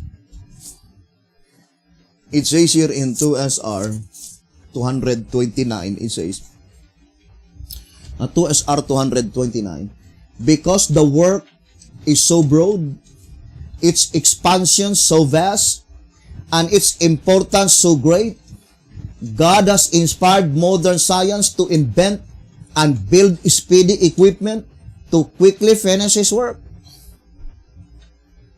So, God inspired modern science to invent and build speedy equipment to quickly finish His work. And that is the internet today. That is the modern science. Here in White House Recruiter, on page, let's read again the statement given by the Jean Persuade. On page 36, because time and the gospel are at their climactic hour, and the work is consequently a transcendent scope, expansion, and importance, yet of exceeding short duration, God has inspired man to invent and build time and labor-saving, wonder-working, earth-mastering tools and machinery of all kinds, marvels which would have staggered the imagination and beggared the credulity of former generations. Notwithstanding the centuries aforehand, the high and lofty one that inhabit eternity, Isaiah 57 verse 15, declared, but thou, O Daniel, shut up the words and seal the book, even to the time of the end. Many shall run to and fro and acknowledge, and knowledge shall be increased. Daniel 12 verse 4. But we see at this present time, the devil is working. The devil now began to suppress the freedom of speech. And we know that occurrence will emanate from the United States of America. If these big companies that run the social media had been able to suppress the freedom of speech of the highest official in the United States of America, the President, how much more to ordinary person? Brothers and sisters, think it thoroughly. All these things is found in prophecy. But the thing that I always remember says that the statement given by the voice of inspiration that in man's extremity is God's opportunity. That is in Psalms, what verse is that? It says here in Testimonies for the Church, Volume 5, that in man's extremity, that is God's opportunity. And it says, the wrath of man shall praise thee. Volume 5, 453. The wrath of man shall praise thee, says the psalmist. The remainder of wrath shall thou restrain. God means that testing truth shall be brought to the front and become a subject of examination and discussion, even if it is through the contempt placed upon it. The minds of the people must be agitated. Every controversy, every reproach, every slander will be God's means of provoking inquiry and awakening minds that otherwise would slumber. I'm looking for that statement, also the statement that in man's extremity, that is God's opportunity. Or in other words, God will finish the work by miracle. Brothers and sisters, although God invents modern science and modern technology so that we could be able to preach this gospel throughout the whole world, but the time will come, Satan will suppress this freedom. And that is the time that the miraculous power of God will be performed. Now, I would like to read again here the statement in 2SM 371. There is to be no compromise with those who make void the law of God. It is not safe to rely upon them as counselors. Our testimony is not to be less decided now than formerly. Our real position is not to be cloaked in order to please the world's great men. They may desire us to unite with them and accept their plans, and may make propositions in regard to our course of action, which may give the enemy an advantage over us. Say ye not a confederacy to all of them to whom these people shall say a confederacy. Isaiah 8 verse 12. While we should not seek for controversy and should not needlessly offend, we must present the truth clearly and decidedly and stand firm to what God has taught us in His Word. You are not to look to the world in order to learn what you shall write and publish or what you shall speak. This statement saying that you are not to look to the world in order to learn what you shall write and what you shall publish and what you shall speak indicates the time of the fulfillment of this confederacy, that, brothers and sisters, you are limited to speak, limited to publish, limited, brothers and sisters, or it says to write, that to make it sure that whatever you write, whatever you publish, whatever you shall speak, they will say, be it sure that it will not incite rebellion. And to speak negative things and to cry the abominations in their idea, in their analysis, you are inciting rebellion. But the bottom line is, the devil is prohibiting you to cry against the abomination so that you could not receive the seal of the living God. That is the statement in 2 TG number 17, saying that, I would like to read that reading on page 11, 2 TG number 17, page 11. From this you see that the whole plan is directed by a supernatural power. Of course, that is the power of the devil. From this you see that the whole plan is directed by a supernatural power whose aim is to boycott the people of God, to boycott the 144,000, that they could not cry the abomination in the land. Brothers and sisters. Now, let us go back again to the reading in 1 Symbolic Code number 9, page 3. Type and antitype. Who is the type? The Jewish church. The Jewish church persecute the woman. Who is the woman? The apostolic church. But it is contradictory to the description in Revelation 12:13.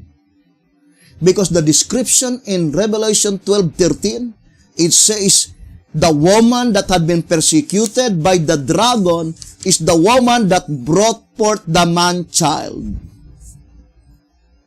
So the statement that brought forth the man-child, it is pointing to the church that they are the one who predicted the visitation of Jesus Christ on this earth. And at that time, when that prophecy will be fulfilled, when Jesus Christ will visit the earth, that antitypical Jewish church, what is the antitypical Jewish church? Brothers and sisters, the Seventh-day Adventist church.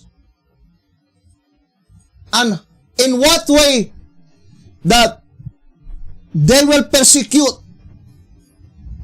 brothers and sisters, God's people, by uniting Syrian and 10 tribes confederacy. The 10 tribes, the Seventh-day Adventists, and the Syrian is the evangelical church, to enforce such dogma, brothers and sisters, using the civil power that no one could speak evil or no one could conduct any lecture or study that incite rebellion. Which is, the bottom line is to prohibit you to cry the abomination so that you could not receive the seal of the living God. And that is the statement in tract number 14. I would like to read again. Tract number 14.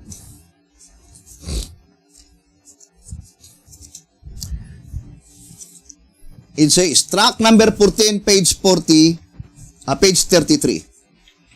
It says, let's read the statement. But the simple historical fact that these two kingdoms were overthrown centuries before Emmanuel was even born brings a time discrepancy which can be reconciled only by the conclusion that all four nations, Judah, Israel, Syria, and Assyria, involved in this historical action were typical of four others that were to arise sometime following Emmanuel's birth. But the birth of Emmanuel in the perfect fulfillment of the prophecy, it must be pointing to at the time when Jesus Christ visits the earth. That is the birth, brothers and sisters, the spiritual birth. For after his birth, brothers and sisters, or at the time when Jesus Christ visits the earth, and in that time, illustrated that Jesus Christ was born spiritually, then Israel and Syria were to be conquered by Assyria. So this confederacy, brothers and sisters, will take place after the birth, the spiritual birth of Jesus Christ, not the physical birth in Bethlehem. Because the woman that brought forth Jesus Christ is the Jewish church. But the Jewish church never been persecuted by the dragon. It is opposite. The Jewish church is the instrument of the dragon to persecute the apostolic church. But the apostolic church is not the church that brought forth the man-child. So Revelation 12:13 is in the judgment that pertains to the living. By which that woman that brought forth the man-child will be persecuted by the dragon in the instrumentality of the Seventh-day Adventist church. Brothers and sisters, so hoping that you will abide listening and viewing this program, as almost all the prophetic events are fulfilling in our eyes, and soon the prophecy will be fulfilled in quick succession, and the final movements will be rapid ones. Now, I would like to read again the statement in 13 Symbolic Code number 3 and 4, page 10. 13 Symbolic Code number 3 and 4, page 10. So it says here, the confederacy that we are studying this afternoon commences before the loud cry. It says, although the confederacy that had been recorded in this chapter is not only the Assyrian, but pointing to the Syrian and the 10 tribes confederacy, and then the Assyria and the 2 tribes confederacy. So let us read again, brothers and sisters. So it says here, the confederacy that we're studying this afternoon commences before the loud cry and before the slaughter of Ezekiel 9. So there are 2 things mentioned here, that this confederacy, if the Assyrian confederacy commences before the loud cry and before the slaughter of Ezekiel 9, how much more the Syrian and 10 tribes confederacy? Because the Syrian and the 10 tribes confederacy precedes the 2 tribes and the Assyrian confederacy. Why is it that the 2 tribes will go to Assyria to find protection?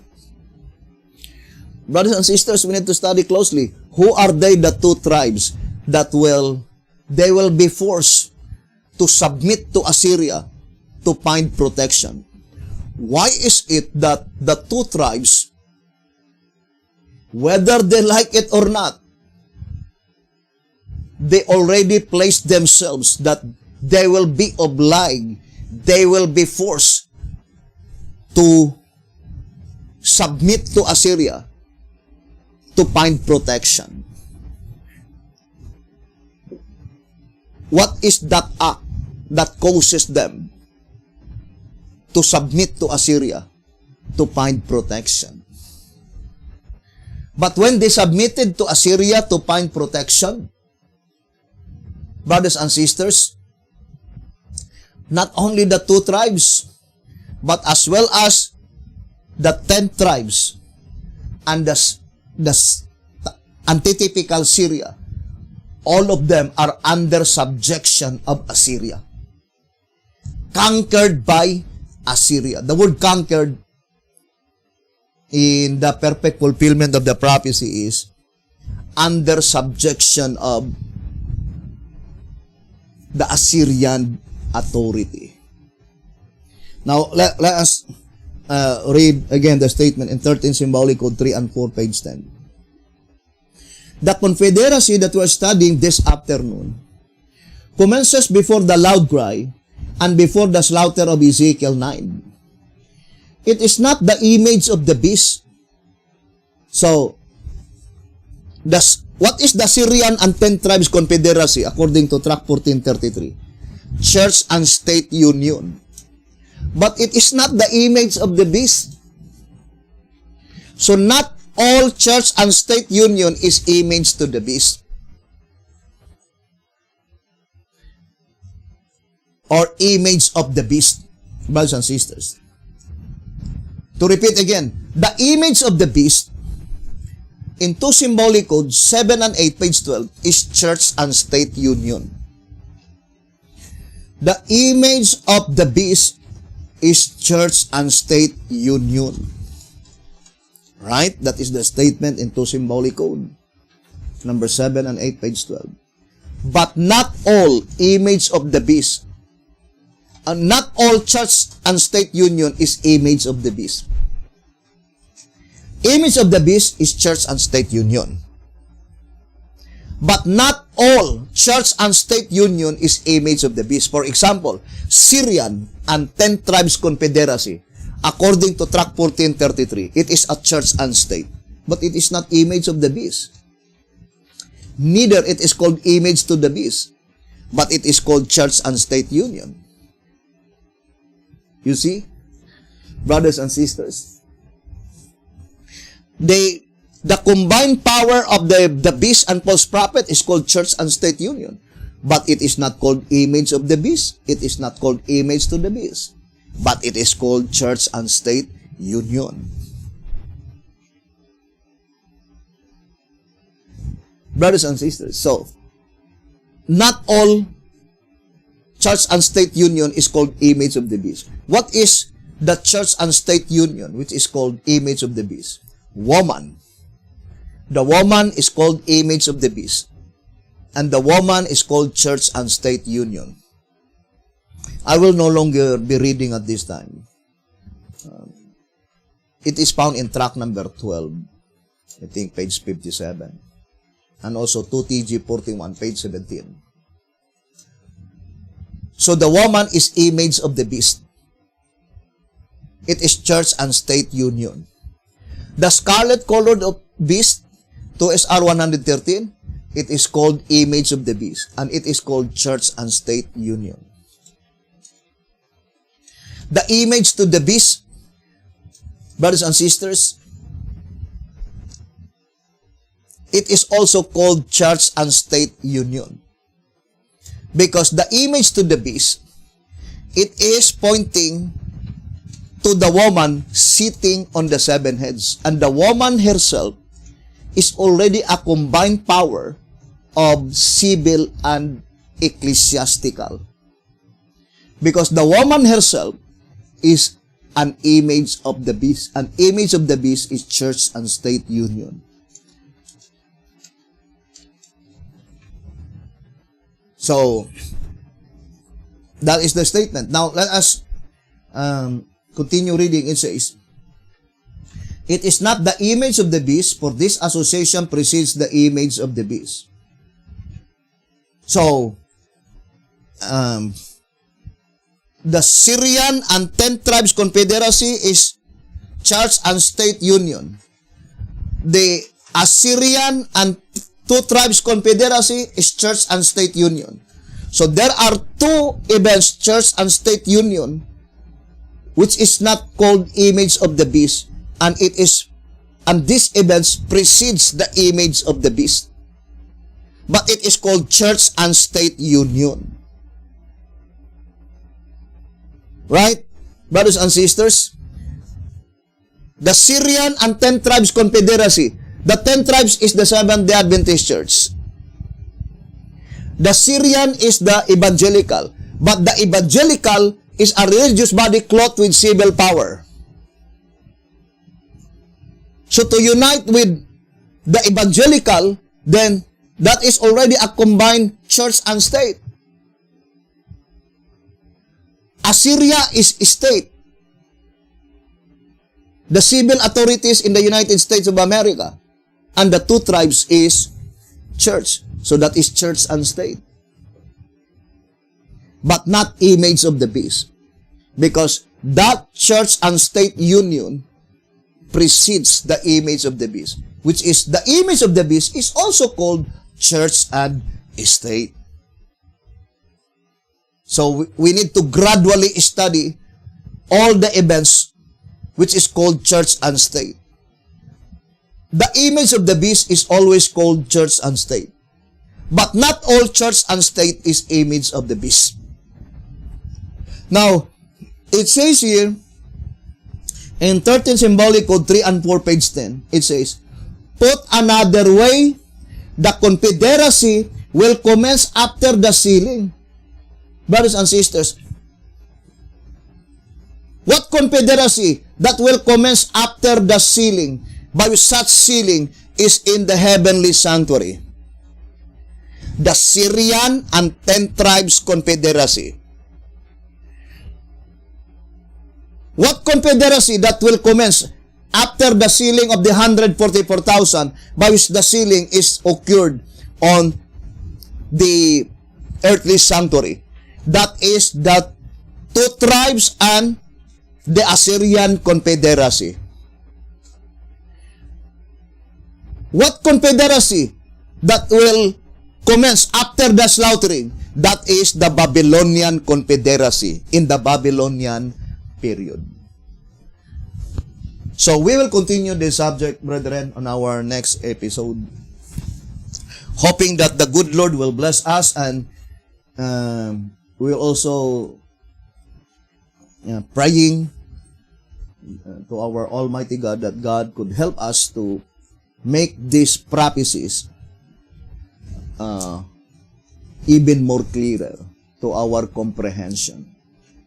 Thank you very much for listening and viewing this program. May the good Lord bless you and have a beautiful, wonderful evening.